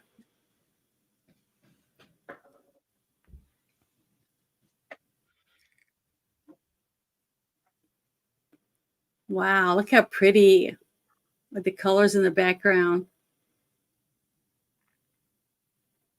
Are those like flares or something? they could be flares. Mm-hmm. Drones. I don't know if they're drones or not. Is there That's something above the clouds. It looks like something spinning, and we're seeing a reflection off something, but the color of the object is not on our spectrum, so we think it's invisible. It looks like it's rotating, and we're seeing the light spin towards us. That's really weird. Yeah, I saw something kind of like that. I think it was over Nevada, and but it wasn't 3 rows, it was 2 rows, and it had like a continuous light that seemed like it came out on the other end, Got you him in know, the voice in a line. You know what I'm saying? And the people that were there, they told me that it was flares. It was some type of flare, and what it did would it burst, and then it would go, and then it would burst, and then it would go, and then it would burst like that. So it looked like a continual line of lights, beep, beep, beep, and then it would disappear at the end, and a new one would come up at the other end. So I don't know what it was, but that's what they told me it was. When I was like, what is that? You know, everybody was looking up at it and watching it, and it was really high up, and a lot of people had binoculars. The ones with binoculars, you could see it really, really good, but you still couldn't make out exactly what it was, but the light was a lot brighter. So it was really interesting. I just think there's so much out there that we're not privy to. I wish we were. You know, that would be really cool to get to see some of this stuff. Yeah, the truth is much more bizarre than you. I bet it is, but I'd still like to find out. Yeah. It's sad that we have to have something really bad going on before they actually share any information with us, you know? I mean, think about it. Look how far the technology has gotten that we can get terrorists like Hamas that have chairs that they can fly across the sky and land in a field to attack people, like their own human kites or whatever. Yeah.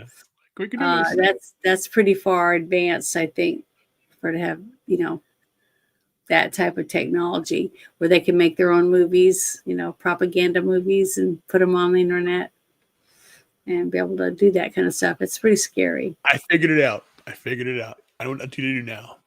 I'm going to basically say I am Hamas, and basically I need a place to live. They can be a refugee status. Just kidding. Yeah, they might. I mean, you never know. It's so dumb. It's so dumb. I know, but no. But the thing is that here is what we're dealing here with. Unfortunately, is a lot of government intervention and misinformation to try and confuse. Is it all real? No. Is it all fake? No. That's the point. They use what. They basically, there's something like just again, like the laptop and the video. They use something to distract from the real thing. So shit, if they're showing you this, what's the real thing? Yeah, that's what I'm saying. They're just giving you tiny tidbits, this little tiny snippets of stuff, and you know, just enough to get you to, you know, go, oh my God, look at the shiny object. You know what I mean? Yeah. So I don't know. I don't think it's fair. Yeah, I don't really talk to people, so when I do see people and hear what they say, I get very like, God, why would anybody come here? I got one that might be kind of interesting. Here's a creepy capture that somebody got of their car. Let me know when you got it, Janet. It's up. A TikTok user uploaded this video clip. The description accompanying the video simply stated, found this in the middle of nowhere. In the video, as the scene unfolds, you see what appears to be a lone figure positioned in the midst of the road. The setting What? Okay. It looks like a puppet. What does it look like to you? Guiding or perhaps warning it to choose a different path. Oh when you take a closer look, the figure itself is. Well, and why does its arm keep doing that? And its legs are crossed to hide its genitals? I think so. But what's I don't know, but it's funny. Its long, outstretched The legs are killing me. seemingly reaching out. Those legs. Coupled with an oddly shaped head, the figure looks otherworldly. To put it bluntly, it doesn't resemble any human I've ever seen. Although the exact location of where the figure was Of course you don't have the fucking location for the fucking video, you prick. God, I hate this shit. What is he saying? The location of this video is not known at this time. However, one can only assume. Oh, come on. God damn it! it's like what's that show? What's that thing they had there? I didn't watch it, but I heard about it. The whole like Discovery Channel, like the monster, the megalodon, and all that stuff. And it was all the mermaid. It was all fake. Anyway, they just did it. That's what I'm saying. They're doing this just to create clicks. You had all these people that weren't working for a while. You have people who could create stuff on. Hey, I watched that mermaid special, and it was on one of the Discovery channels, and I watched every one leading up to the end. You know, that was like a 2-hour show or whatever. Watched the whole thing, and I was like, when they showed the stuff underwater in the submarine, all that stuff, I thought, oh my God, this is so realistic. And then they showed the thing on the beach at the end with the washed up mermaid, and I was like, what the blank? It's all fake. I was so pissed because they did it just like it was a documentary, and it was on Discovery Channel. So, you know, you think it was real shit. Everything is a documentary. I've realized that now. Everything's a documentary. Remember, this is the shit show. Okay, this show is a shit show, and everything's a shit show. It is. It's all fake. It's all bullshit. It was. It really pissed me off. Because I fell for it. I mean, I fell for it. And that's why, but the thing is, all this does, it throws a wet blanket on anybody who wants to truly investigate any of these things. Yep, it does. And I think that's what they do. They're doing it on purpose. That's what I want to do. That's what I'm basically thinking. Because again, I like today, I was thinking about where I want to go, and I may have to go somewhere temporarily because the way I feel, and I want to get sun. So I want to go Arizona, New Mexico temporarily, and there are a lot of areas around there that I would want to investigate. So that's the whole thing now. It's like if either you knew, I don't know what your knowledge is of this, or Bruce, what your knowledge is, or anybody in chat. If you could go somewhere right now in America to investigate and anything you like this, aliens, caves, ancient civilizations, UFOs, where would if there was a city you'd want to go, where would you go? I'd go to your point. Where would I go? I would go anywhere. I want to be in San Antonio when we don't have any communists in it.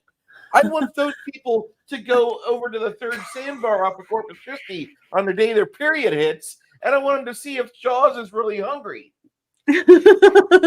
I want to go to Yellowstone and investigate whether or not there really is a huge lava supply underneath that, ready to explode any day. That's what I would want. Not any day, no, not any day, but it will explode. But it's there. It's a caldera. Well, it's risen. The ground has risen up so many feet. Oh yeah. It's going to continue to do that. They say there's a huge caldera under there, and I would love to go and be able to have all the stuff I need to research all that. That would be really cool, I think. Yeah. I just want to, the next big, conjunction event that is going to cause like a earthquake. Oh, someone's saying Skinwalker Ranch is one place. Oh, okay. That's in California or something? I don't know. I think that's in maybe Utah or something. Utah? Yeah, I think it is. Is it, John? Is Skinwalker Ranch, is it in Utah? I think it's in Utah. We'll see if he says anything. That's not a bad place. Arkansas River is in Colorado. It's all connected. Different people are talking about all the different stuff. Yeah, as I hear a lot about I'm researching all these states to trying to find somewhere to live, and that's one of the criteria. I want to basically have sun for my health, and then Taos, Taos or if I was able to move anywhere and live anywhere, just for my allergy wise, I would go to either Nevada or Arizona myself. I would love, if I could afford it, to just move to Reno, because then I would have a way to get to the desert, where it's beautiful, and then also have snow and. Oh, it does snow there. Okay, it does snow there. Yeah, in Reno it does. Oh, it's so pretty there. I've been there a couple of times. It's beautiful. You like it? I love desert. The look of the desert with the mountains and stuff. Oh, yeah, it's true. I wanted to go to Phoenix for a very long time. But again, shit. Am I avoiding places because people that I loved are dead? Maybe that's why. like Chicago and Phoenix. I don't want to go to those cases anymore because it's again, like for me personally, I have gone back to New York, but I have not gone to Ground Zero at all, and I don't want to go. I just don't want to go. But don't go there. Go somewhere else to go. Yeah. So that's why I'm basically trying to find a place of joy versus a place that reminds me. Well, I've heard that Oregon is breathtakingly beautiful, and there's so much wilderness and stuff out there. I know, but they're very. It's a lefty. Blue. Yeah, it's a huge lefty state. But they want to become a part of Greater Idaho, and I hope that works through. But Idaho is kind of too far gone in the way. It's really cold in the winter. I can tell you that. I can't. Very cold. So it just depends on what kind of climate you want. That's what you need to start focusing on. Well, yeah. Well, the reason I came to Florida, or I went to Florida, was to heal, and I could go back to Florida, but I need a job, I need work, I need a place to live. So, but then now I'm going, okay, I've been looking over, like following my weight loss, all that stuff, and everything that's going on. It's going well, but I'm threading the needle right now, threading the needle really closely because I've got to do certain things, and it's getting colder here in Chicago now, and the sun's out, and I need the sun because I need vitamin D. And basically, because the root cause of my issue was lack of sunlight, and I don't like the sun, but I need the sun, so I need to figure that out. What is that? This is carne asada. It's a taco. And this is carne asada of something. I don't know what what is. I don't know what that is. What's I that don't even know what pork. It's pork. Oh, it's pork with a bunch of seasoning. Hello, Nathan. I got a video I queued up. I think you might actually enjoy this. I don't know if you'll dig it or not, but yeah, I'll get it. Sanders. Erwin Sanders is interesting. I don't know if he's been disproven yet, but he's got a shtick that I really like. You ready? Yeah, it's no audio. There's no audio. Oh yeah, there you go. I think. Oh, he stays in a tent to hide from the animals. Okay. Oh. Oh wait. Why is he moving it so much? No, he's not moving it. Wait, go back. Doesn't he come up? Wait. A teeny tiny person? Yep. Two of them. Because one was over there by his tent. So he's not in the tent. Someone else is in the tent. Yeah, he's got a buddy that's videotaping it from the tent. Yeah, but he's videotaping it because he saw the tent in the video. And they're talking on baby walkie-talkies. Mm-hmm. Why?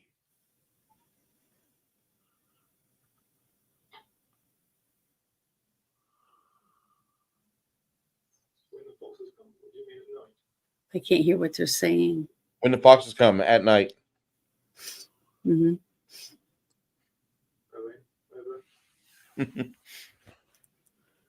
Erwin shut off his walkie-talkie. He told you that.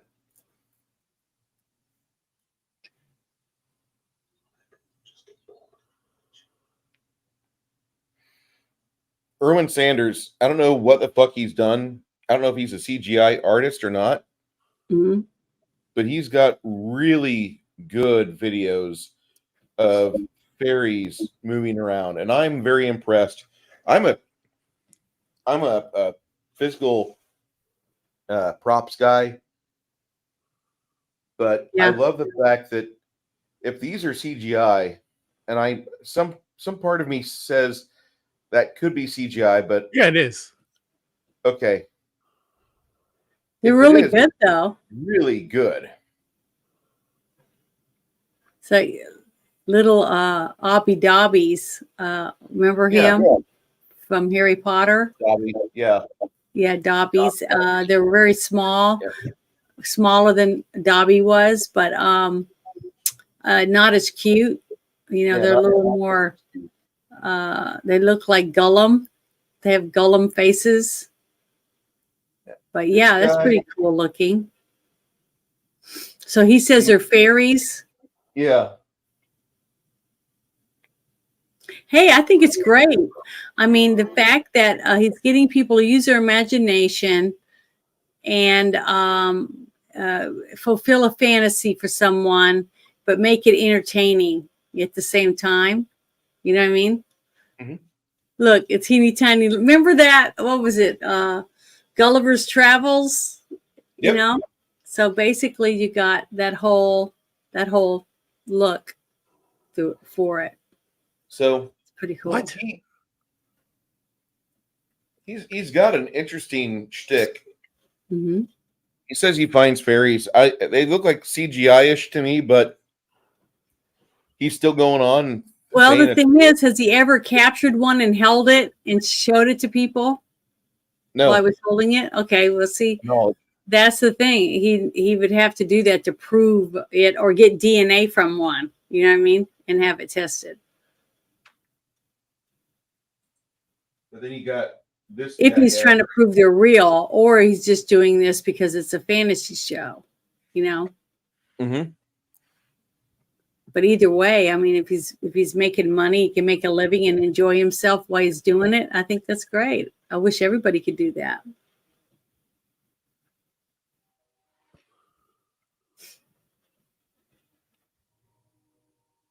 I don't know what he's talking about though, because I can't hear him. Visiting a real fairy fort in Ireland. Okay. Is he finding actual fairies or no? I don't I know. don't see fairies. Is this a different person? Different person. This is Derek Yeah. Cullen. Last guy was Erwin Sanders. Erwin Sanders has got the fairies that he's actually. He's got a lot of stuff on video. I don't know if it's real, but he's got a lot of stuff on video. Yeah. It's very interesting. I've never seen it before. There was a really good one. Oh, is that the fairy fort? I don't know if that's a fairy fort or not. It looked fake to me. So Yeah, I thought the fairies in Labyrinth were really cool. The ones that bit you. I thought there's those are. almost like brownies. God, this is like my camera from 2006. Mhm. It's a hornet. It looks like a hornet nest Yeah, it does. Why are you fucking with the hornet? because it's a fairy. So people would think it's a hornet nest. See, the fairies live in hornet nests so that you're afraid to go near them. I remember seeing this. I thought this one was interesting. It is kind of cool.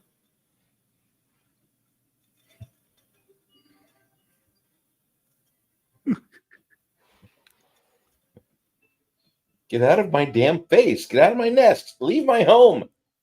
Causing my insurance to go up. And they don't have a net to grab it the No. whole time they were filming it. Interesting. This is the type of camera you find Bigfoot with. Yeah. Angels. What? Yeah, those are angels What? blowing trumpets and stuff. Okay. That's Fake. That's- pretty cool, though. I got a thumbs down this shit. Here's 3. Let's see what 3 looks like.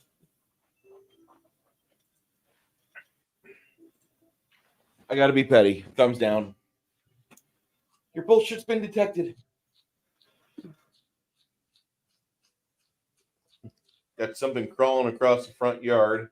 Yeah, see it? It looks like a moth, but It it looks like a might not be a moth. moth. It's a fairy. It's Tinkerbell. It's just pretty. Ruben, you want to have kids? That's what you're going to have if you have a little daughter. Well, Look, look at that. It looks like a little fairy laying on there. I don't know if that's a variety of insect. That's Well, it's probably a seed. or a little worm of some sort that has those things sticking off of it. See, there's one flying. See it? Yep. Supposedly.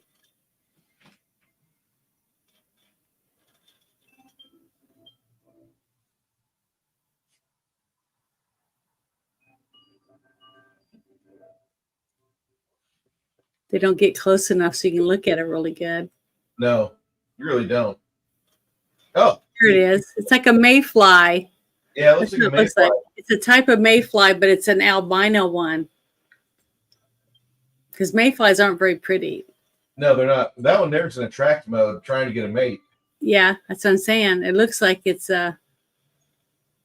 looking for somebody. But yeah, that's what it looks like to me. It looks like a mayfly. But that's really cool though that they noticed those. I'm sorry, guys. I'm sorry that I can't bring any interesting video up here for you. I was hoping we would find some cool stuff. Yeah, someone said the old school Faye and Labyrinth. Yeah, I thought those were really, really cool because he had those little spray cans, you know, that you pump like your grandparents used to have. Yep. And he was spraying the fairies and they were falling. And she was like, oh, look how sad. And then she got bit by one because it bit her. I thought that was pretty cool. That was a really good, all the stuff in that. The inchworm that was crawling on the wall. And just all the creatures and stuff in there were just really, really cool. And I just loved, was it Henson that did all those puppets? Jim and stuff? Henson. Yep. Yeah, I just thought they were just, that family is so smart about the creativity of doing that stuff, the marionette puppets and stuff. The son is getting into it. The son is really getting into the craft. So I think Henson Productions is going to be coming back again. I hope so, because I mean, they had like, what was it? They had the ones with the little, God, I'm trying to remember the name of them. They had the little female and the male, and that was the only ones left. The Dark Crystal, remember? That's a great movie. Yeah, I love that. And then they had the creature, the woman that was in it that had the big giant head. And she was like some type of witch. And then they had the Gelflings. That's what they were.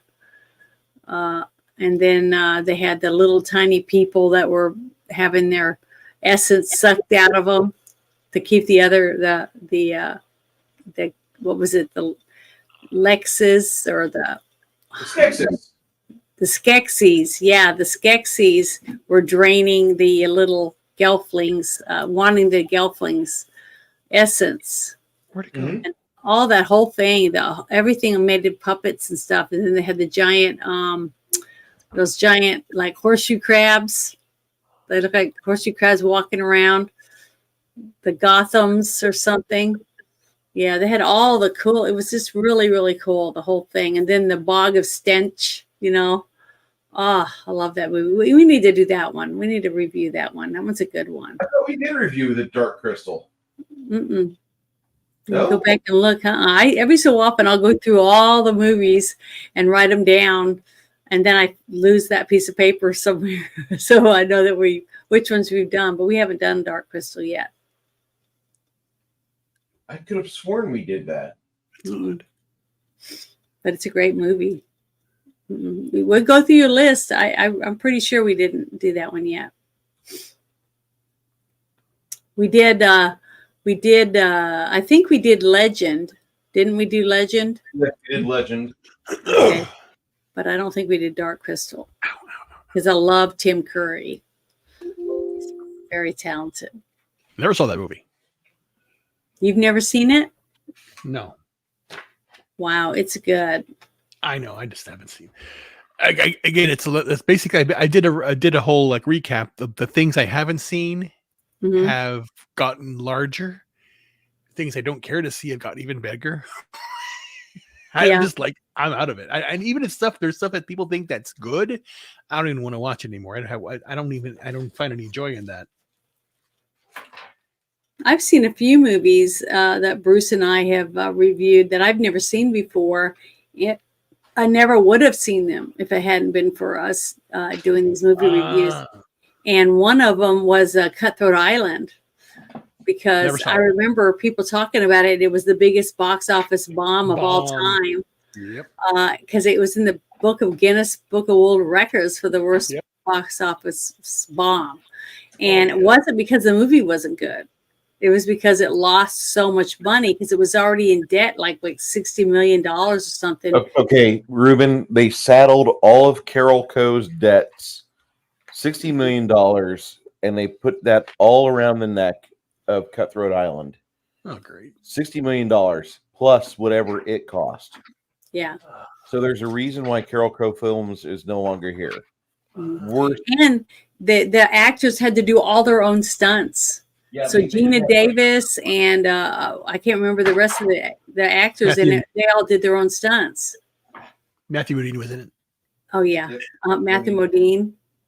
Yeah, they did a good job, and it was a good movie. I was really surprised how good it was, and it was sad though. And we because we've researched a lot more stuff for the movies, we found out lots of crooked deals going on behind the scenes of all these production companies backstabbing each other and stuff, or a director being mad at the other director that got to take his place, and him having his friend like edit it shitty, stuff like that, to hurt the outcome of the movies. So it's a lot of people stabbing each other in the back when it comes to the movie making.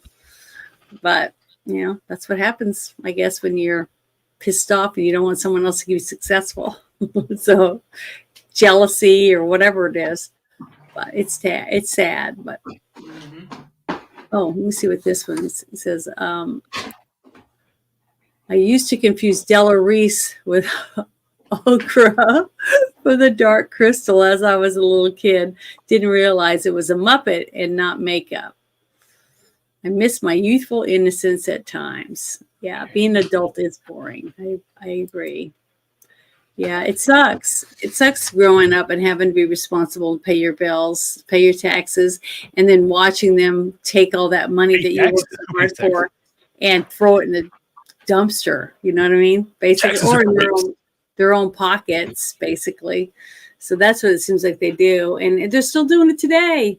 It's like you'd think after 5, 6, 10 generations that we would get smart and put it into it somehow.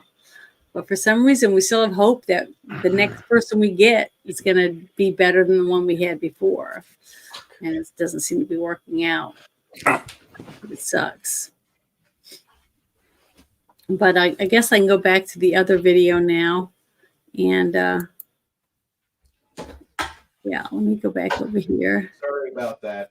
That's all right.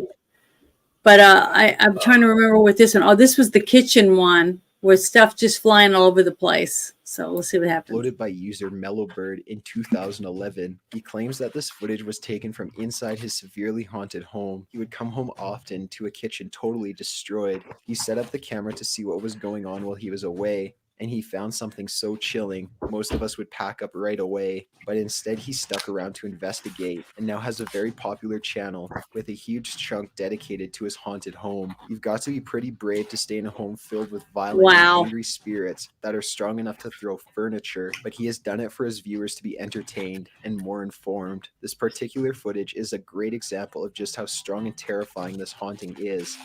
In fact, many of his viewers claim that the thing haunting his home is not a ghost at all, but a very powerful demon. Number 5, St. Louis Dormitory Ghost. This is the type of ghost footage that could very well be fake, but that you still shouldn't watch alone at night in your room, staring at your lit computer screen as you fall through pages of YouTube videos. But being the channel we are, we're providing you with this anyways. The original video, uploaded in 2006, claims that this was taken by a camera left unintended in the dormitory. You're left staring into the dark distance, wondering what will pop into sight at any moment. A female figure seems to focus into the shot. It stands there, probably staring you down, or so you feel. Eventually the figure disappears. Real ghost or not, it's amazing what cameras can catch sometimes.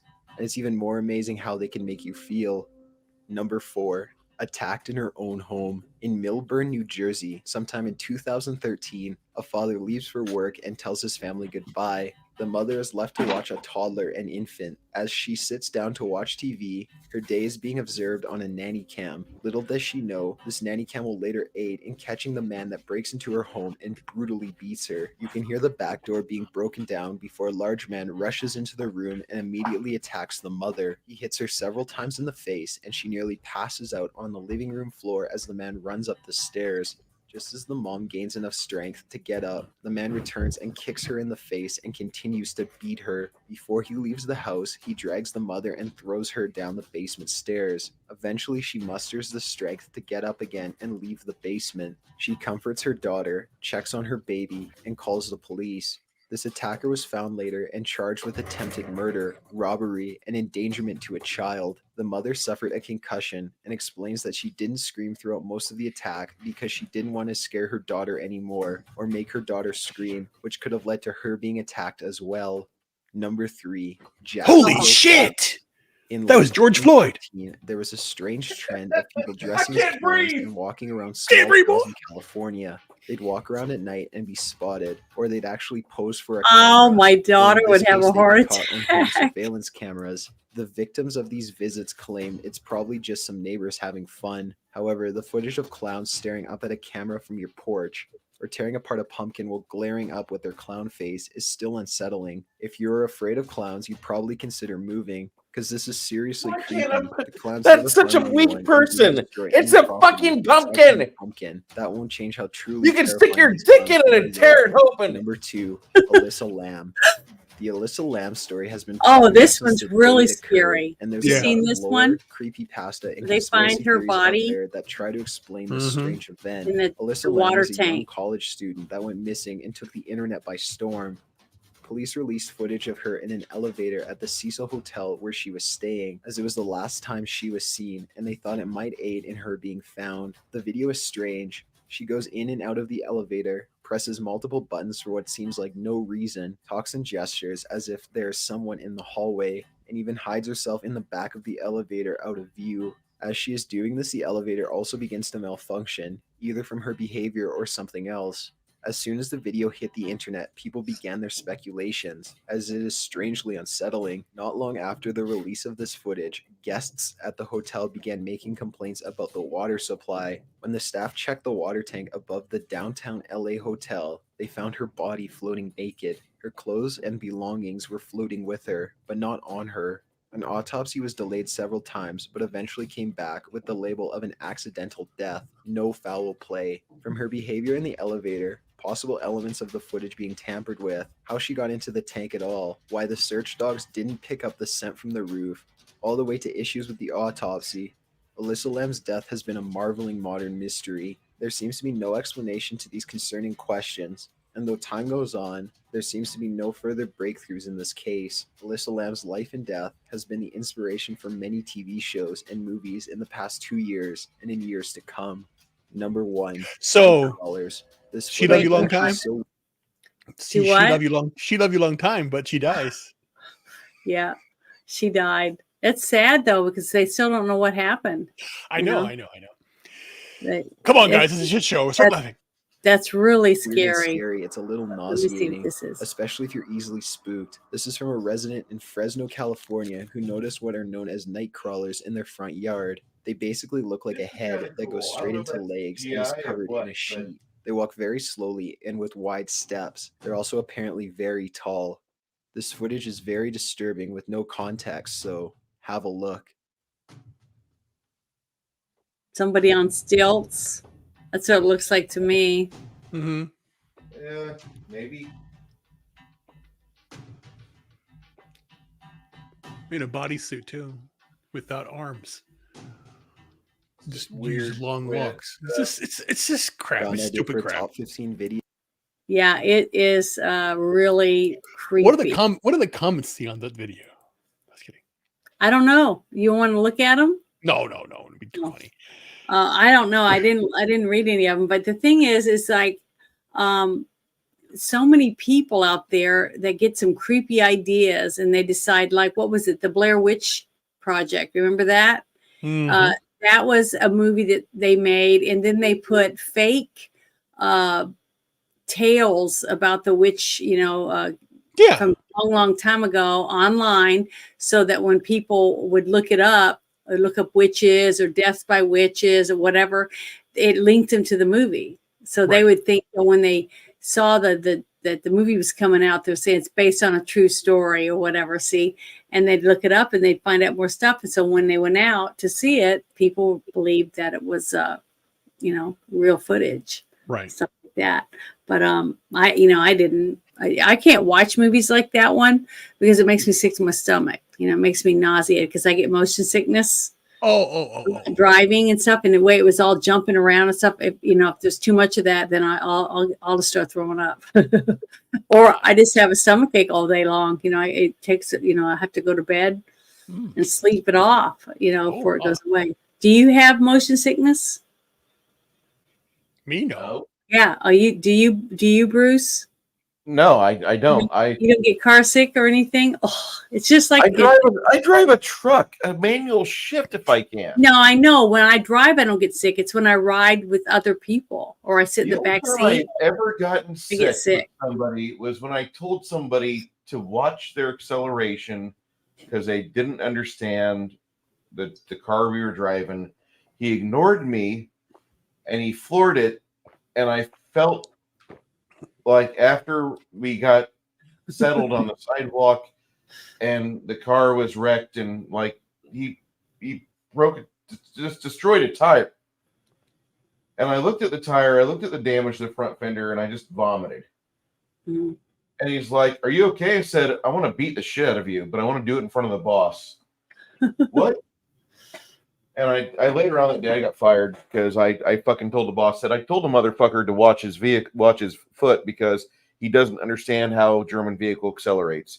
They go real fast. He's in a 5 fucking series BMW, and he fucking rockets us up onto the goddamn curb. And then after I realize I'm okay, I look at the car, and the car that's like $40,000 because there was some work done to it. It had nicer than stock tires. It had a bit of engine work done to it. And I know my friend had bought this car and he was trying to make it into something, but then he loans it to his co-workers and says, "Go ahead, don't break my car, but go ahead and use it for work." Mm-hmm. I vomited. And then I said, "My buddy put his fucking summer into this car and I want to beat the shit out of the driver." And I never called him his fucking name after. He doesn't deserve his fucking name after that. He was just the operator at the time, and I told the boss, I said, I can't be in the same building with him because I want to just beat the shit out of him. I spent a couple nights in that garage drinking Bud Light and working on a vehicle to help him out because he needed help.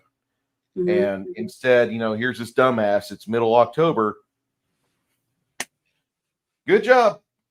So that's the only time I've ever gotten sick getting out of a vehicle. Yeah. Well, I get sick on some rides too. I can't ride those rides they're like the swings, the big swings that go up high and spin. Can't do that. Now I can ride roller coasters, but if they go backwards, then I'll get sick. So it's just really weird of the type of motion it has. I do get sick on boats and stuff like that. If it's lots of waves and stuff, and bounce around or something, I just get sick. That's unfortunate.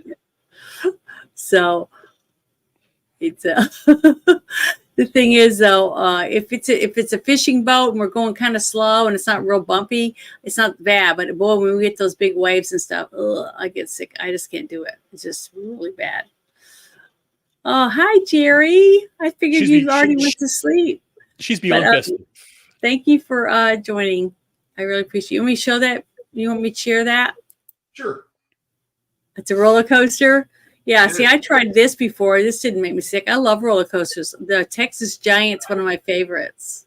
This is up in Ohio. This is over at Cedar Point. You see how exciting that is? Oh my God. I would scream a lot, but I wouldn't get sick as long as I'm, towards the front. I always have to sit towards the front. No, you got to sit It's in the just back. weird. I wonder why being behind someone would make you sick. You know what No, I you mean? gotta sit in the back. Trust me, the back is the best one on this. I'd be sick. I have to sit in the very front, This is like a perfect roller coaster in but my not opinion. on the like on Oh, the shit. log rides and What the stuff. hell? It That's a moves- big roller coaster. Is it a wooden? This is a hybrid. Oh, This it's is half used and used half. to be the Mean Streak, Yeah. and then RMC, Rocky Mountain Construction, came along, and this was 3 years after they redid the Texas Giant.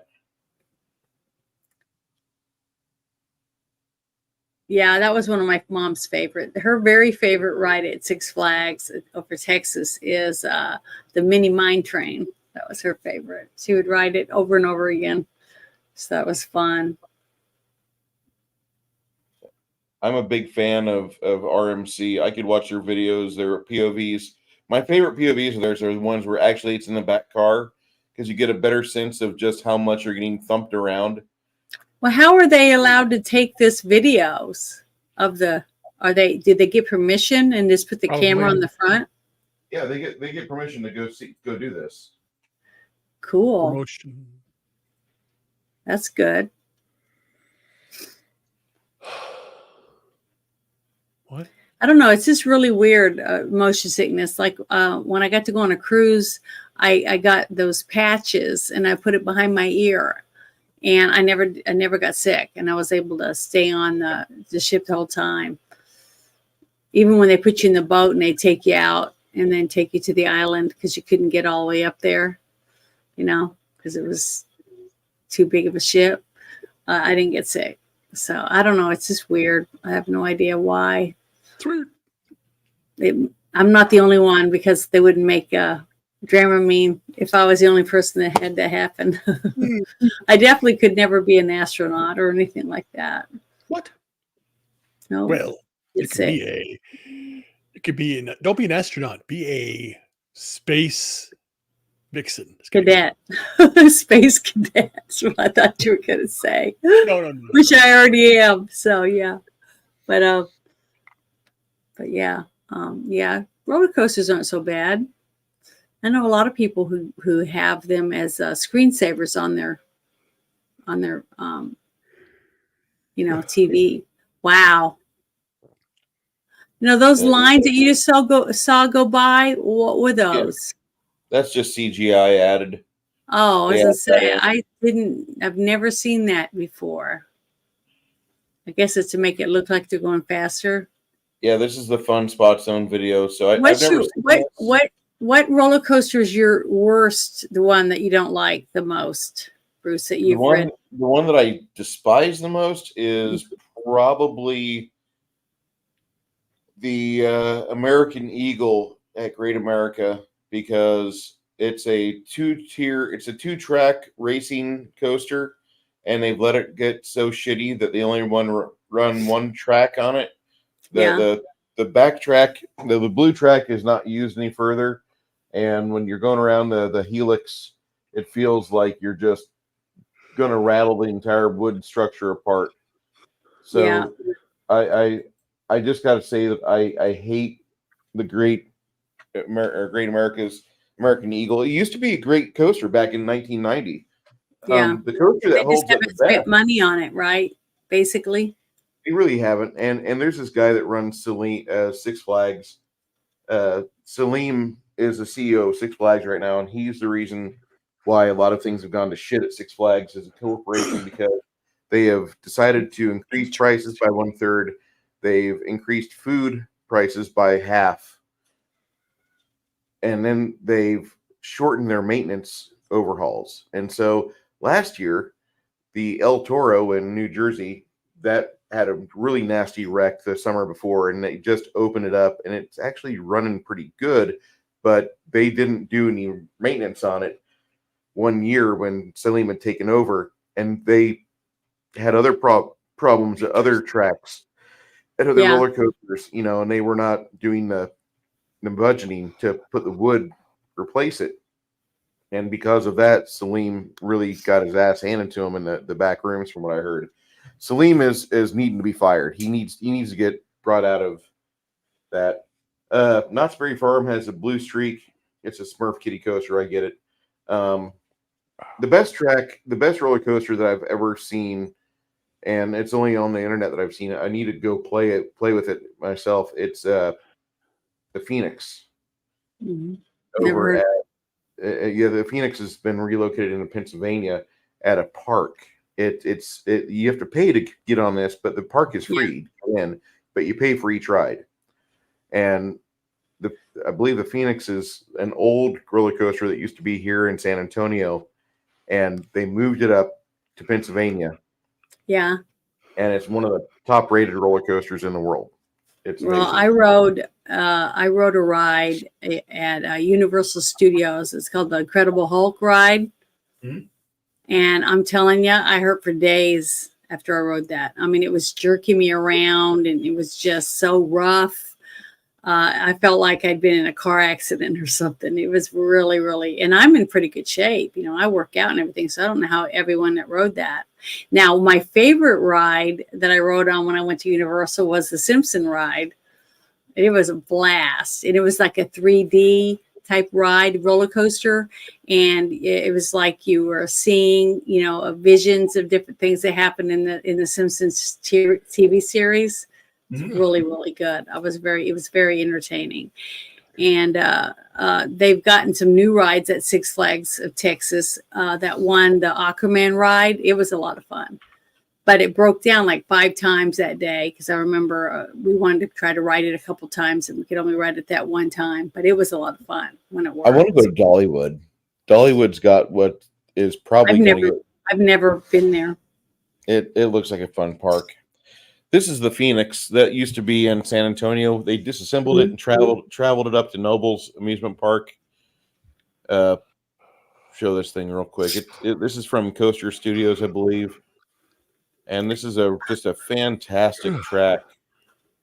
Yeah, he just said he threw up. I almost threw up myself. It's a scary one. I mean, it tears you up. Coaster Force does this. My bad. Coaster Force is really good. I like listening to El Toro on YouTube.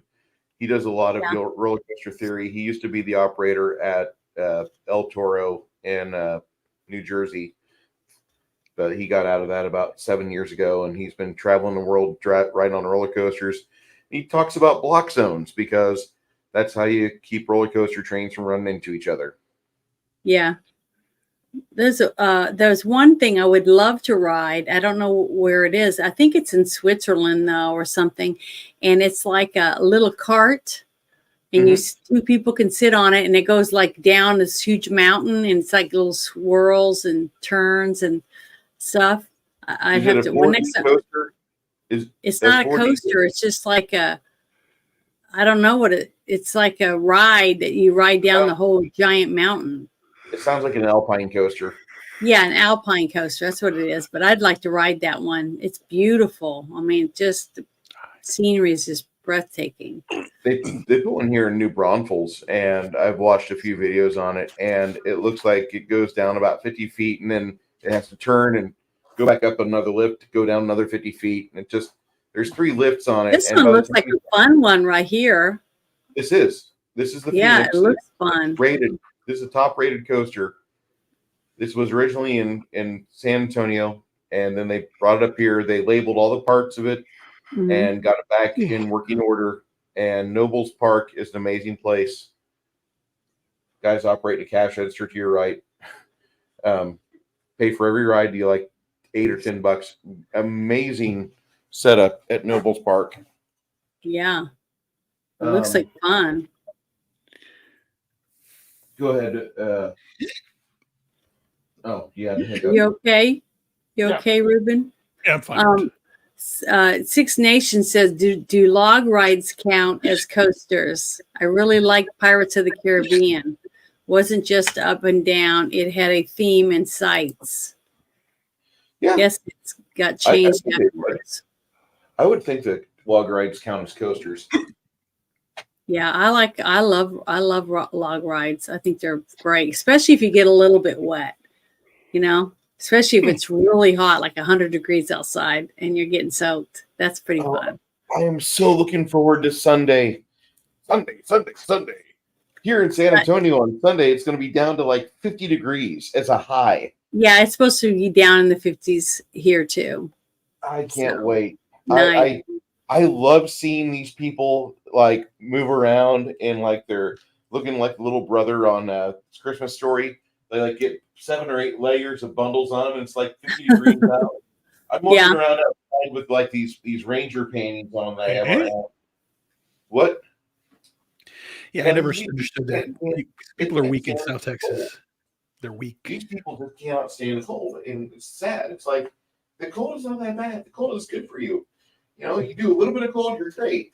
And these people Yeah, they don't. Cold is relative. I know cold is relative, but come on, God, 50 degrees is not cold.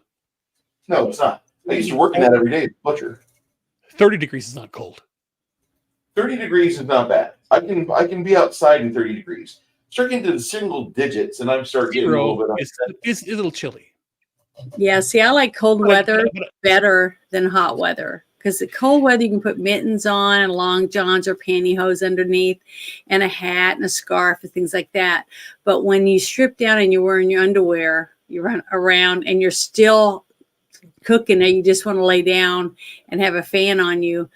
And there's nothing more you can do. It's in the air is like stale, all that. You just can't get any relief. But in the winter, when you're out and it got the fresh smell of the, fresh snow, the air smells so crisp and clean, and the tip of your nose is cold and all that. But then you can go in and take off your coat and stuff and warm back up. You know what I mean? So you can change, into a different environment from the cold.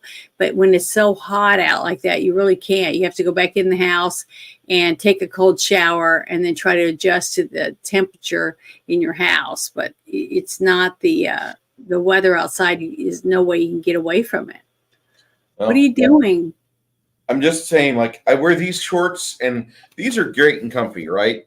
Yeah. However, they're too short because I've gotten older, and men when they get old, their balls hang down far too long, and these shorts I can't take them in public. Like if wear underwear. If I sit wrong on this chair, underwear is terrible. If I sit wrong on this chair, my balls lay out on the vinyl, and that's terrible. You're gonna pull the skin off when you stand up. So I gotta be careful where I go with these shorts. Oh my God. Someone said sexy, Bruce. Thanks, someone. Oh That's my what I God. wanna be That's called. the funniest thing ever. Now see, a woman wearing shorts or whatever, and she sits down in a car that's hot with leather seats and stuff, and sometimes even vinyl. Your legs, your skin sticks to those seats, and it hurts when you pull your skin off that on those chairs. Yeah, it hurts. So Six Nations. yeah, I don't understand why men don't like to wear underwear. This doesn't make any sense. Ease of I access. hardly ever go braless. I can't stand it. So Well, I yeah, don't but you've got some jumbas. You've got some huge mambas. Those things. But Those things are the not same going. thing as what you guys have. They swing around and move and stuff They if you don't swing have them around, like but- bundled together. They're what 6 to 12 ounces each at Yeah. most. Like if you've got a real heavy set of balls of 12 ounces, that's amazing. That's like the same weight of a beer. And I don't envy you. Like a woman though, like you, a real woman, you have like C's. Those coconuts, those They're not have C's. velocity, and they have double mass. D's. Jesus, What? Janet, I thought you were like the mirror, but no. Well, the thing is, I wear really tight like sports bras and stuff, and it just holds everything. Because when you're jogging or running, to me it hurts. So I have to. What about Victoria's Secret? Yeah, I have that too. Depends if you want to look pretty, you want Victoria's Secret, but you wear sports bras and stuff know, that's yeah. like holds everything in when you working out. Because that's why I said when men run when they're working out and stuff, you have to wear something with support.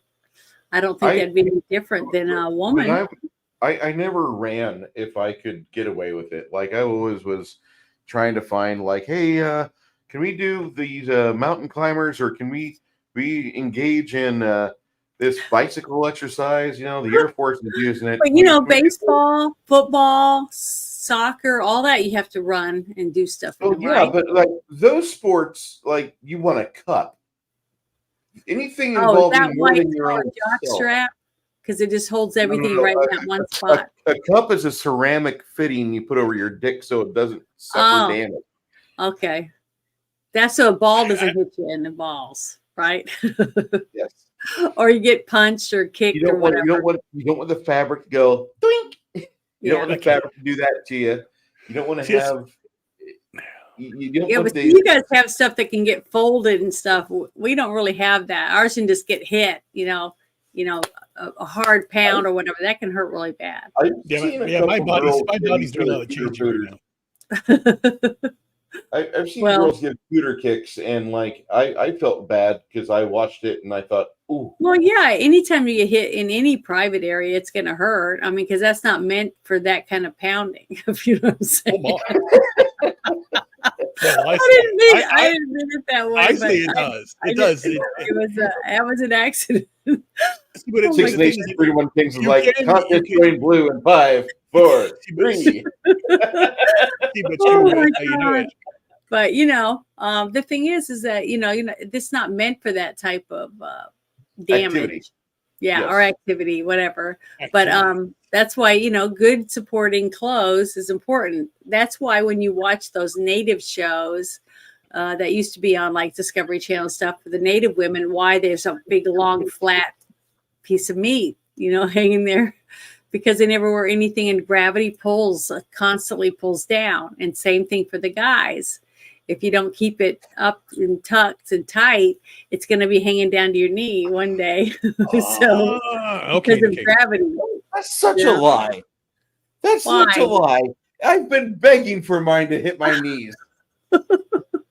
Why? Because if it's Because- to your knee when it's soft, you won't be able to. You'll pass out. You won't have any blood going to your head anymore. It's just Well. a simple matter of when that action happens, velocity will be in my favor. Yeah, that's what everybody wants. But Same. no, you wouldn't be able to find a woman that could take that. So you would never have a woman after that. Thank God I'm married. Yeah, that's what I'm saying. Well, I think with me, I'm losing the weight, and things are changing. I mean, I a lot know. of body changes. Good. Yeah, a lot of things are growing too. Tell you, that's the truth. I'm going, what the hell is this thing? Yeah, that's what happens. Any type of weight loss changes your body, and it changes your metabolism and gives you more energy and things like that. Yeah. So, and it can boost other things because you're healthier. I And can, you I can, get this, good this will blood be flow. this will be taken out of this will be taken the wrong way, of course, but that's the point because it's a shit show. I've decided to start eating myself because basically what I'm going to do is I have been doing a lot of I've done a lot of research my entire life. That's all I do. Mhm. I do research all the time for everything. So the most important thing now that I've started the healing process, I'm trying to get foods. What I'm trying to do is trick my body, not trick. There's a way to do it. Have my body run only off the fat storages. It's called autophagy. And what that does, I'll lose weight faster. So I'm doing it now where I have my one meal a day. I drink water, and I'm basically going to stick to that and then start to go even lower. Because basically I say I have 161 pounds to go still. I can afford to not eat a few days. So that's basically what I do. Well, but see, that's what you do. It's every person that tries to lose weight, they get to a plateau and they just go flat where they don't lose any weight, even though they're doing the same exercises and things like that. So you have to startle your body again by either really boosting your exercises. Like if you're doing 30 sit-ups, you have to do 20 more on top of that. And then I would actually stop your doing sit-ups. There's other exercises to do that can shock your body. once No, you I'm stop saying growing, Well, let me depending tell you on this. what it is, Let me tell you this much. Let me depending tell on you, what you're regimen is, what you want to boost. right. And then also the same thing with your food intake. You have to lower your calories and boost your exercising and stuff like that. And just like Ruben said, flush your system with water. You Yeah. drink lots more water and things like that, and then reboot your system to where your metabolism kicks back up again. Because after you do that, that's when you start feeling like, wow, I got more energy. You're waking up earlier and you have more, stamina during the day and things like that. And that's because you're boosting your metabolism. You're getting more blood flow and all that stuff, and it's good for you. Good I for your lost the muscles. majority of the 200 pounds without Mhm. without working out. Yeah, but I it's going didn't. to get harder and harder to get to the goal, because once your body gets to where it gets to a certain place, it takes more to boost your Yeah, it's metabolism true. than before. That's true. That's what why. I'm That's why this is my phase 2 right now. Basically, like I saying. said, I crossed the 400 mark, and now 360. So basically, this next phase is like, well, shoot, what food is too expensive to eat, so I'm not gonna eat. There we go. Problem solved. I would recommend continue to eat. In fact, eat the foods you like. No, But I don't don't. eat a lot. I that's the biggest crap of shit I've ever heard in my life. Foods I like. I like it. I like all food. Me But I don't. too. No. There's foods that you think I would like that I don't. I don't like Mhm. sweets. I hate sweets. I hardly eat any sweets. I my favorite cake is angel food cake with nothing on it, just plain angel food cake. I love that. Little I had things my like that. I don't like if I chocolate. had my choice, I'd have steak every day. Basically. There, Whichever. I there's love a fruit. place called Costco that for like 99 or to $107, you can get a whole hump of New York strip. And that's like Mhm. 12 steaks right there. You just got to cut them each individually. Yeah, I Yeah. know. Yeah, but I don't want. Yeah, but what I'm doing is basically I'm trying to ferment everything naturally. Okay. Basically, yeah. Well, what I did what I did, was it last week? Yeah, I basically got 2 pork roasts, chuck roasts, and then I basically Wait. Did you get chuck roast or did you get pork roast? chuck roast. I think I don't know what it was. It was $4.99 a Beef? pound. Yeah, Yeah, that sounds like beef. it was, yeah, for the Okay. cheapest. I basically said, "What's the cheapest thing you got?" And they gave me like 7 pounds of meat. Okay. So I basically took that. Then I took in a bone broth, apple cider vinegar, vegetables, and what I used there was cauliflower, Brussels sprouts, um, cauliflower, broccoli, uh, spinach, kale, and Mhm. then I basically just slow cooked everything until it was just mush, and then I kept on mushing it with a musher, mush it down, and then add Mhm. more broth so that it's like a stewy, soupy, globby thing. So I have a Yeah. glob. I take a glob it's now a glob. Take the glob out, put on a plate, eat that glob, soak it up. So, and then I have water now. And that's basically going to cut that down too. So basically, what happens is the vinegar, the fermented beets, beets and onions in there too. They were fermented. They Mhm. were purposely like sauerkraut, so that Yeah. it's acidic. It's really Mhm. acidic. You eat that, don't take any sugar, and then your body resets too.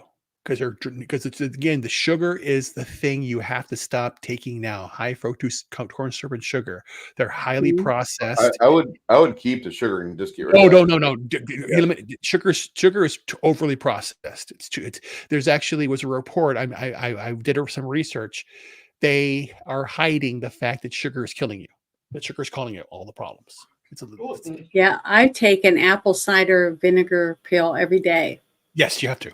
I That's take one key. every single day, and it does help me stay regular, but I feel like it helps me. Um, I don't know what it does. I just feel like it gives me more energy or something, because when I don't It take it, aids I in start the on noticing. top. Basically, what it does is it helps reset the body. What basically is, when you introduce a sugar to the body, it Mhm. basically it causes a disruption. We're not meant to eat sugar. We're meant to eat fat. and the whole bullshit. I remember growing up, lard, real butter and all that bullshit. A margarine. No, don't do that, please. Just stop with the crap. Yeah, like the one thing I don't understand. I've never had a Dorito in my life, and I don't know what's the appeal. They're shit. Have a real. They're overly processed. I barely eat any chips at all. I every so often when I want some chips, I get the make them yourself. they're called Cantina style, and they have to be gluten free. Yeah, you can make them yourself And too. I'll eat a few of those, but I'll eat a small amount, and I don't put anything on them. I just eat them plain and lick the salt off of them. I enjoy that, and then I eat them. So it's they're yummy. But that just depends on if I worked out. Usually after I work out, before I even get home, I'm like ravenous. I just want to go home and just eat a whole salad and a piece of fruit and stuff because I'm just really, really hungry. And then other nights when I don't work out, what? No, what's your opinion on women who wear Lululemon? What's that? You never No heard idea. of Lululemon? Okay, I've heard of it. What the fuck is it? It's a high end, like sports wear for people but mainly women. Oh, I guess I can't afford it. If it's too expensive, you have to ask how much it costs. Then you shouldn't be in that store. It's too fucking expensive. It's ridiculous. Okay, I mean, how many women do you know that wear yoga pants do yoga? Maybe 8%. I know quite a few women that do yoga wearing yoga pants. But I don't know a lot of. I wear yoga pants, but I work out in them. So I don't do yoga though. We actually work out. That's the thing. 8% of women are active women. The other 92% want to wear the active wear, but they will park on the high fructose corn syrup barge and sit there all day and graze. Well, the thing is, if they look good wearing those yoga pants, then it doesn't matter whether they work out or not. That's debatable. Like that one picture I posted in your Discord. Who's going to be looking at her? You know what I mean?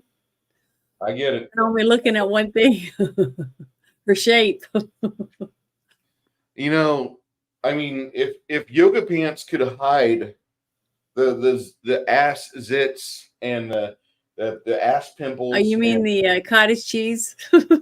Cottage cheese, the ass pimples. Like I'm serious. Like I know a lot of women that like whenever they had their second or third kid, they started getting like the butt pimples. They would just like heat up too much and like the toxins would build up. And see, the thing is, if they just walking on a treadmill or an elliptical, it helps with that. See, I put weights. I wear 5-pound weights, one on each ankle.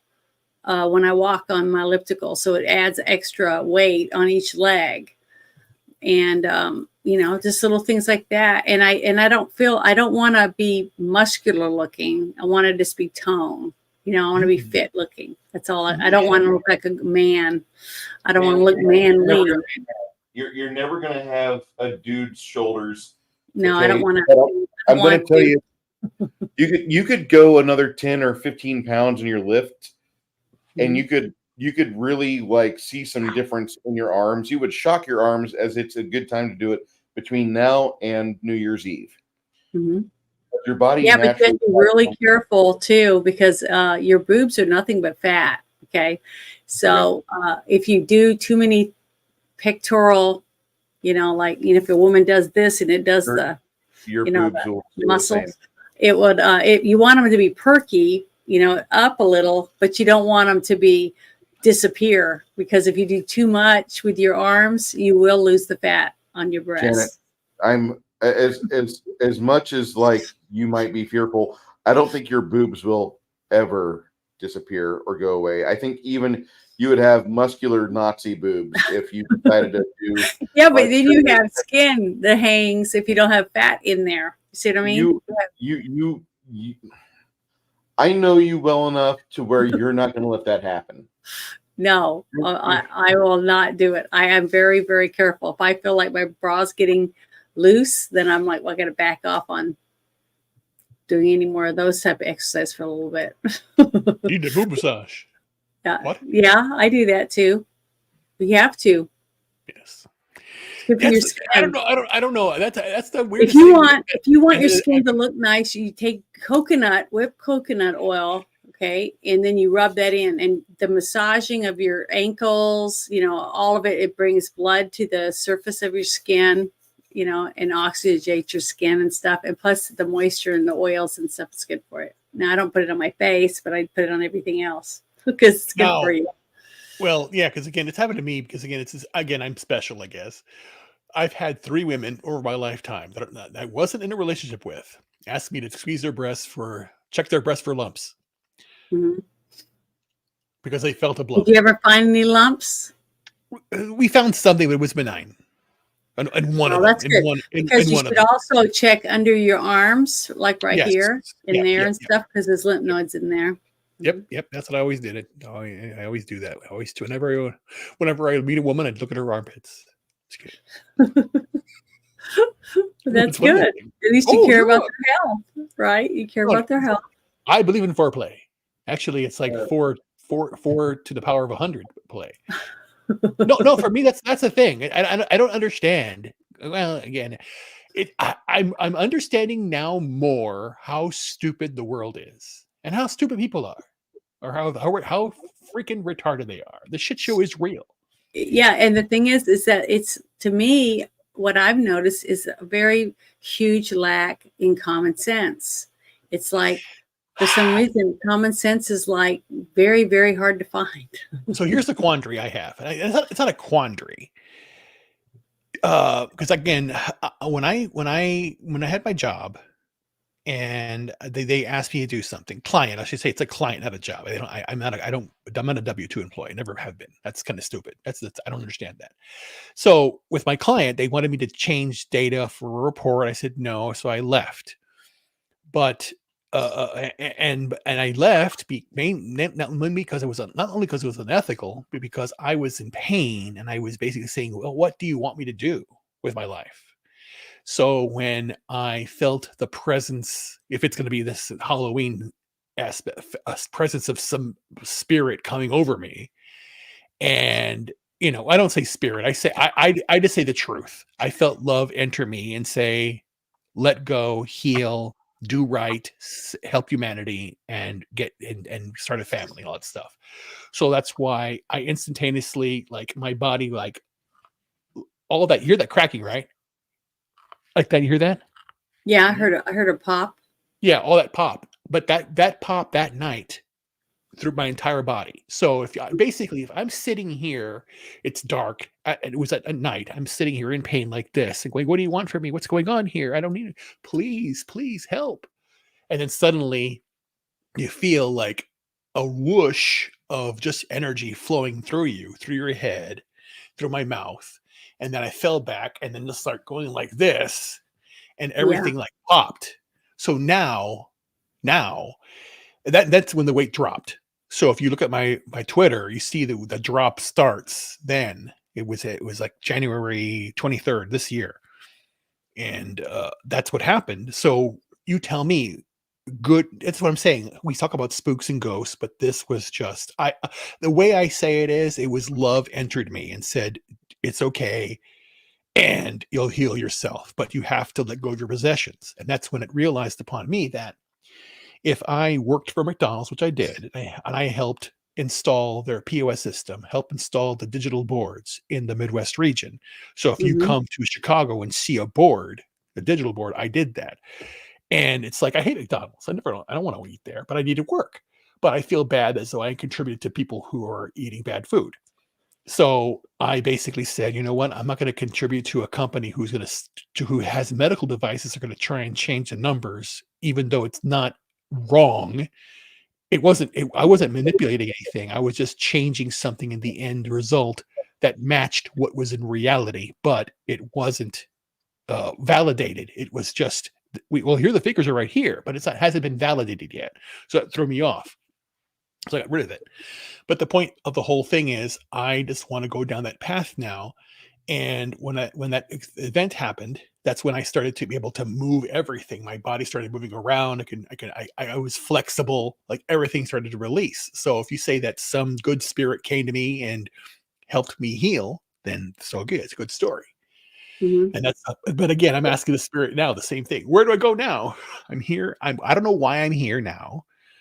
And I got the stuff that my wife had in storage, for 5 years. It's all gone now. So I've sold Yeah. everything. I'm ready to go. So I'm asking again. Maybe I'll get a visitation for Halloween to tell me where to go.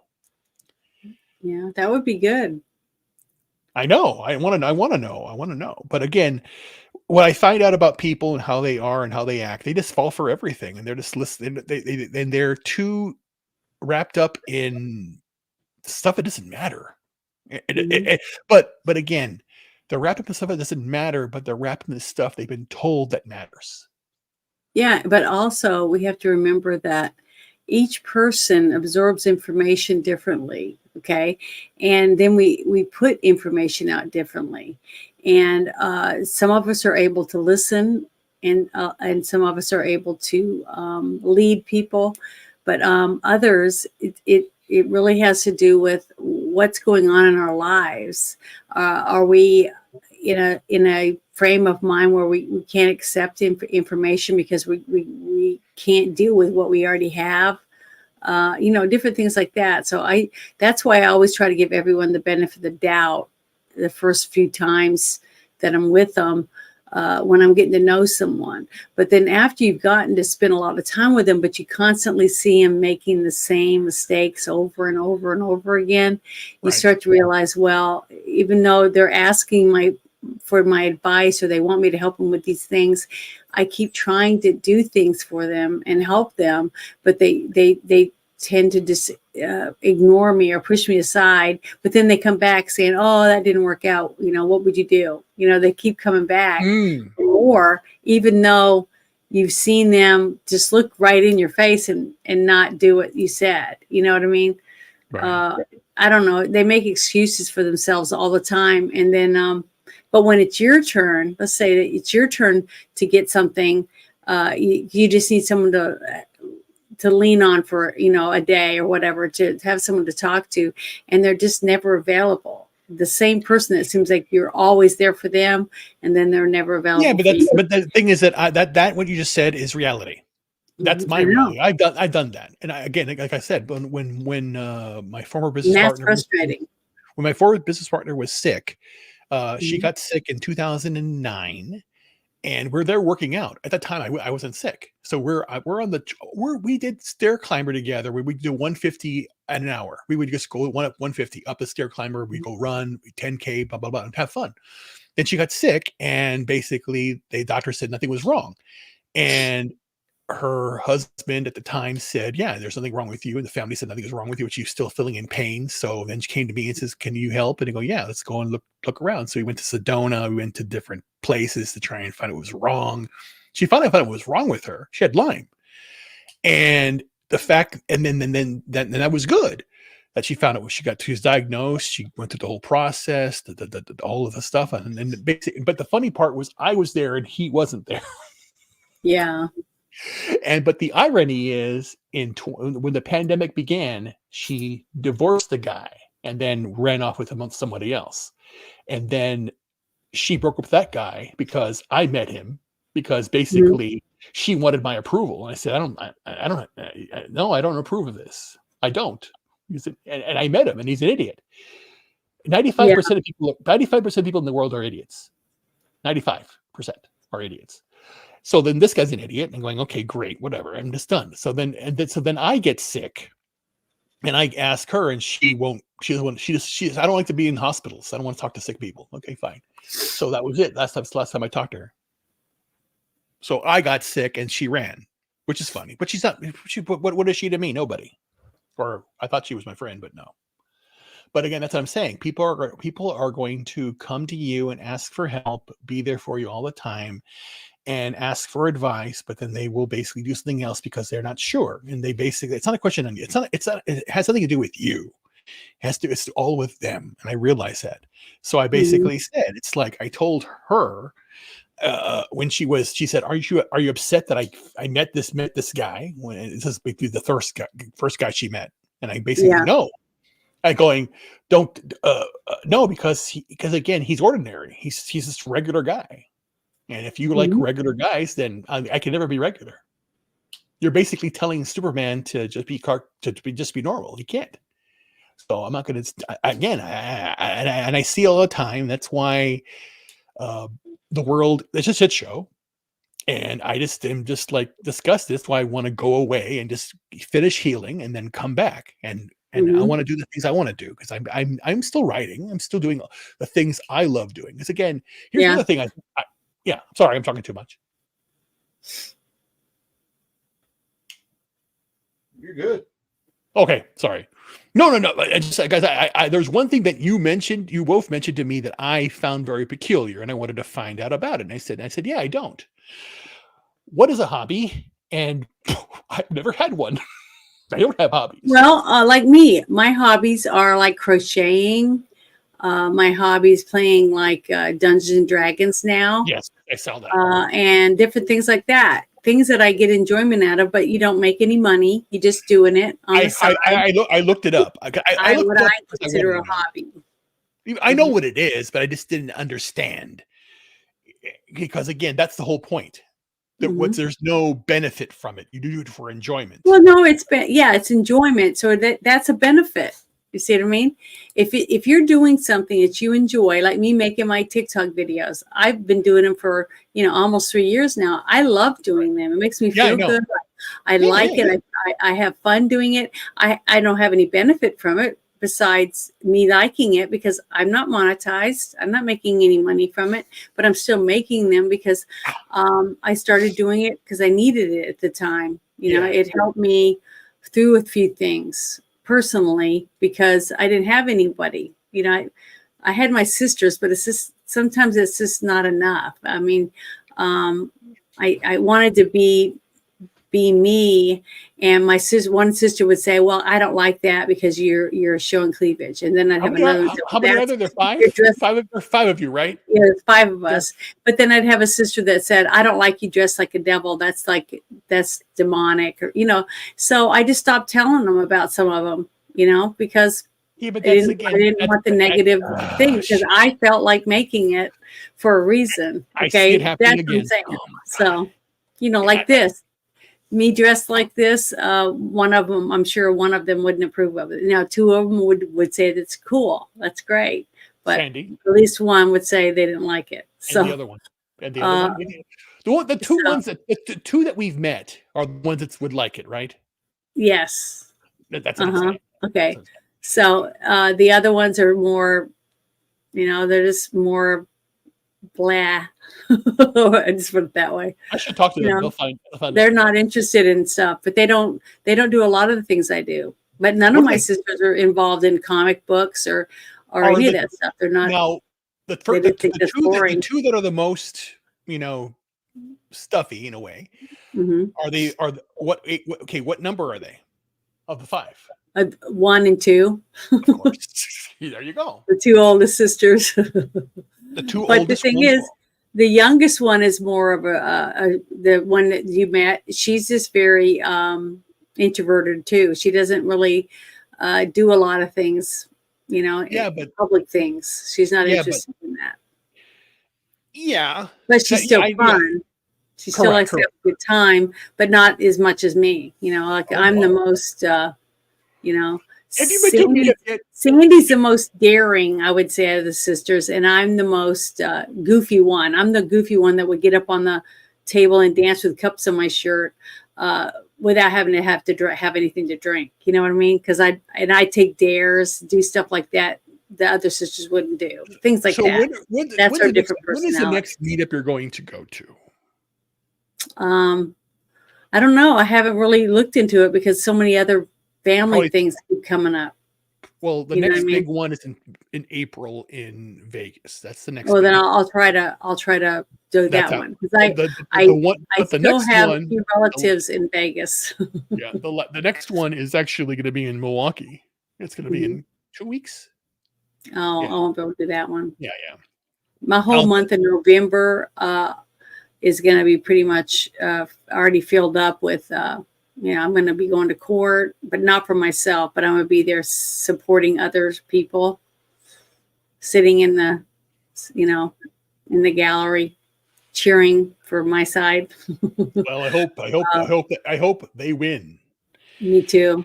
But More- I just more- got a lot of things leading up to that, and Because I can. This- I am Working on Poirot of the. Okay. so. But we'll see. I mean, I'm just taking it one. Basically, most of the things I do, I just take it one day at a time, and I don't try to force anything. And like tomorrow is a day that I should be going to work out, but tomorrow I'm going to be playing DD, so I won't. I'll just have to do it on Sunday before I go to Discord to watch our movie. I don't get that. Okay, again, it's Your preferred ammunition type is 9mm, right? Mm-hmm. Okay. Yeah. I have a 22 rifle now, but I have a 9mm handgun. And that's my favorite one because that's the one I feel the most comfortable with. I haven't really gotten to shoot my other one as much as I wish I would. I need to Check start private chat. Oh, okay. Bam. Well, Hopefully you got the entire website.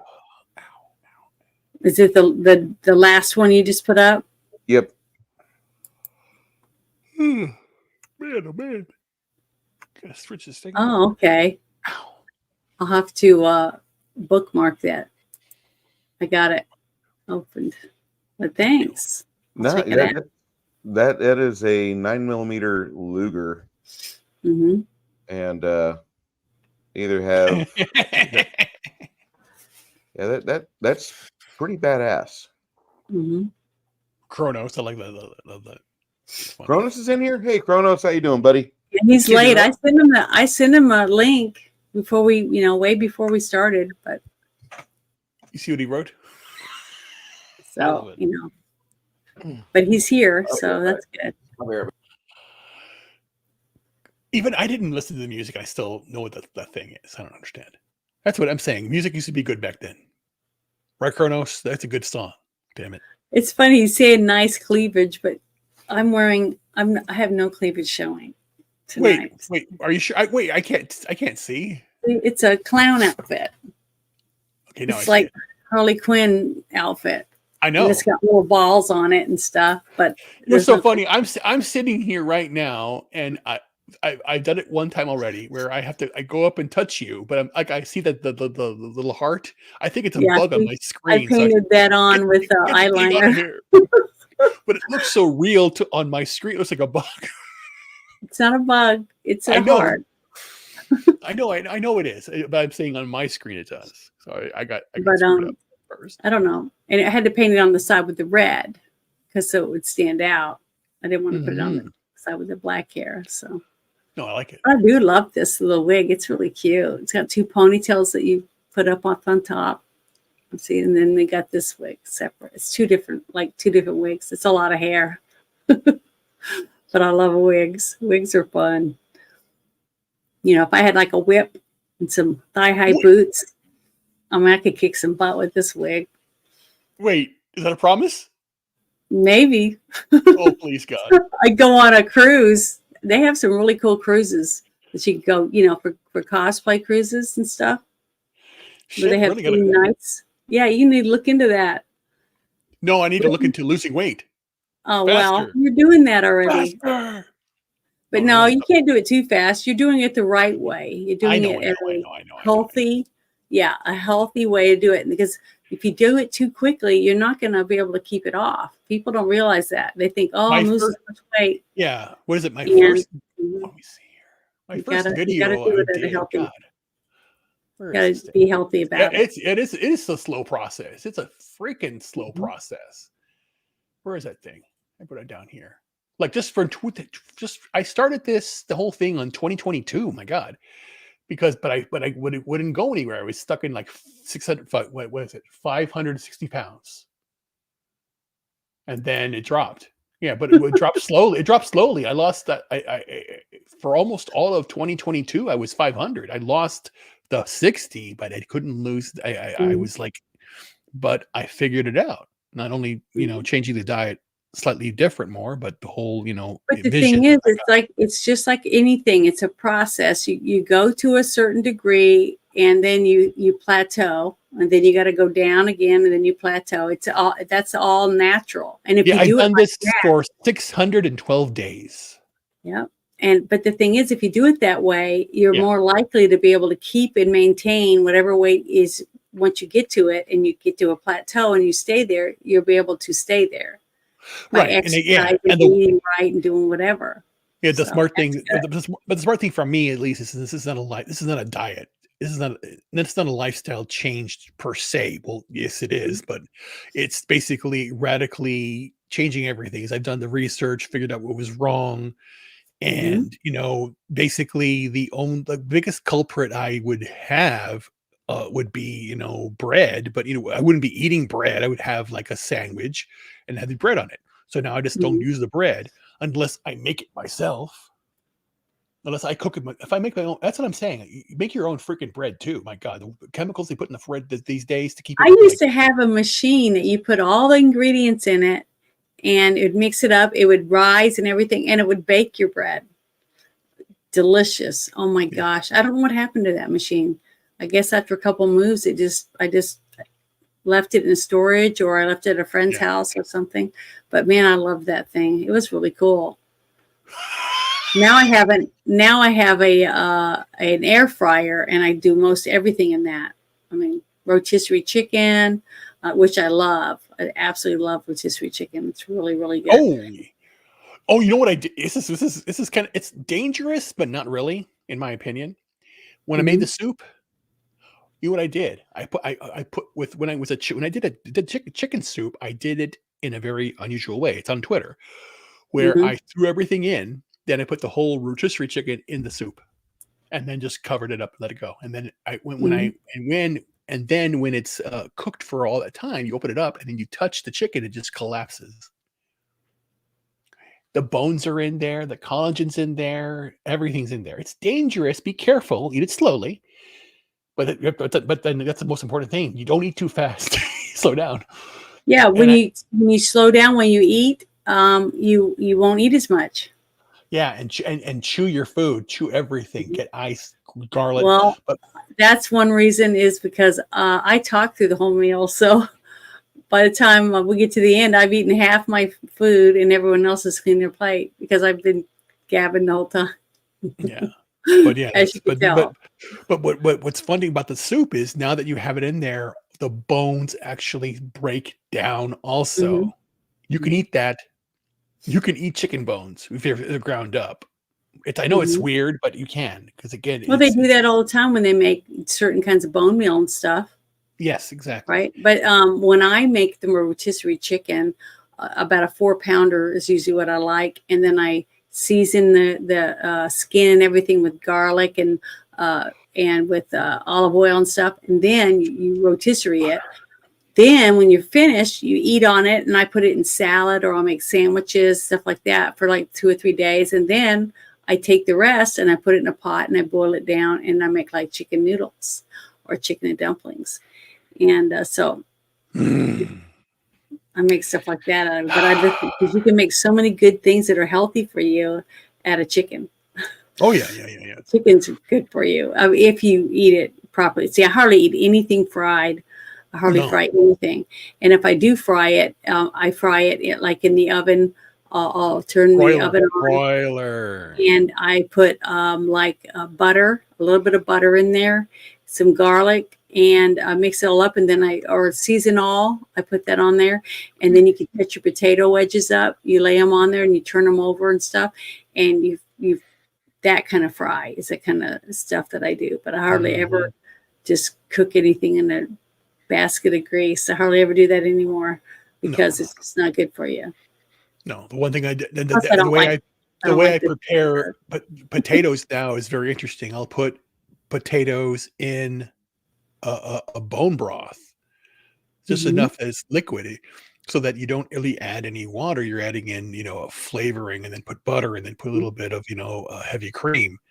And then you do that, and then it's very rich, and it's got protein with the added extra protein with the added bone broth in it.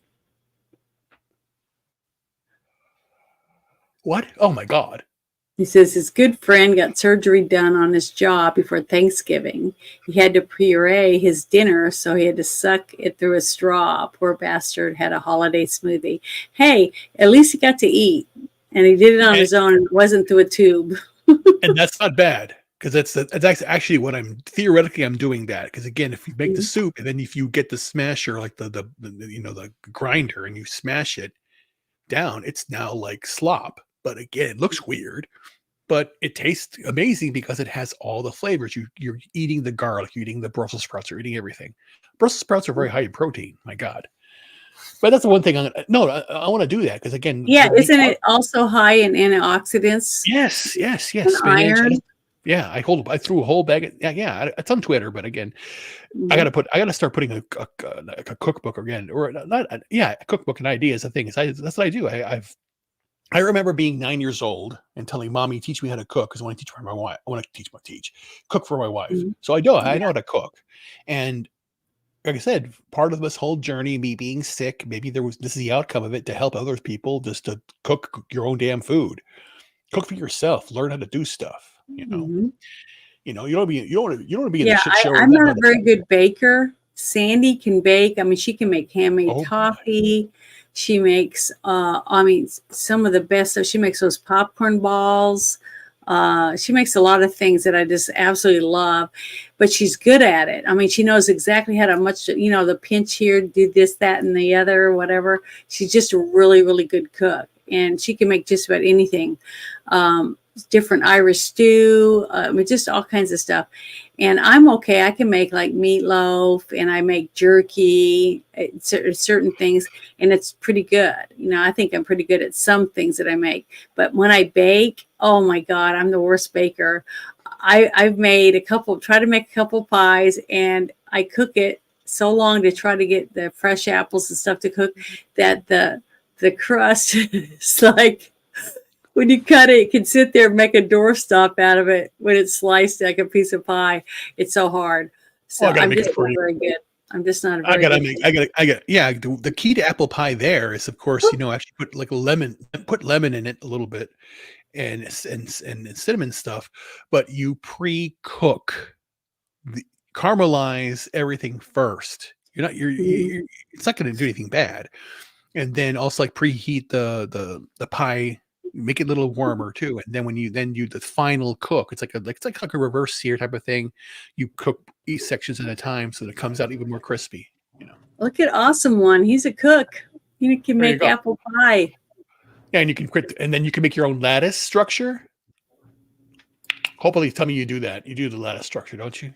You got to when it comes to pies. I bet he does. But welcome back, Bruce.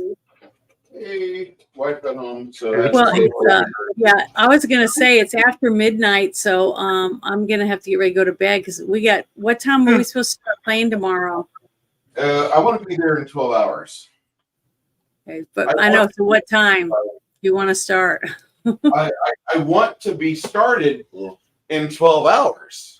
Oh, 12 hours from now. I thought you said you wanted to play for 12 hours. I'm like, well, okay, that makes sense. No. I want to be started in 12 hours. Okay. And that means if we can play for 10, that'd be great, because that could be finished at 10. Hi, Jim. I heard somebody say something. That was the wife. Oh, hi. How are you? I love the wig. Oh, you did great. I love it. I got this little it's like a Harley Quinn outfit on, it's like a clown costume. I think it's adorable. I love this wig. It's really good.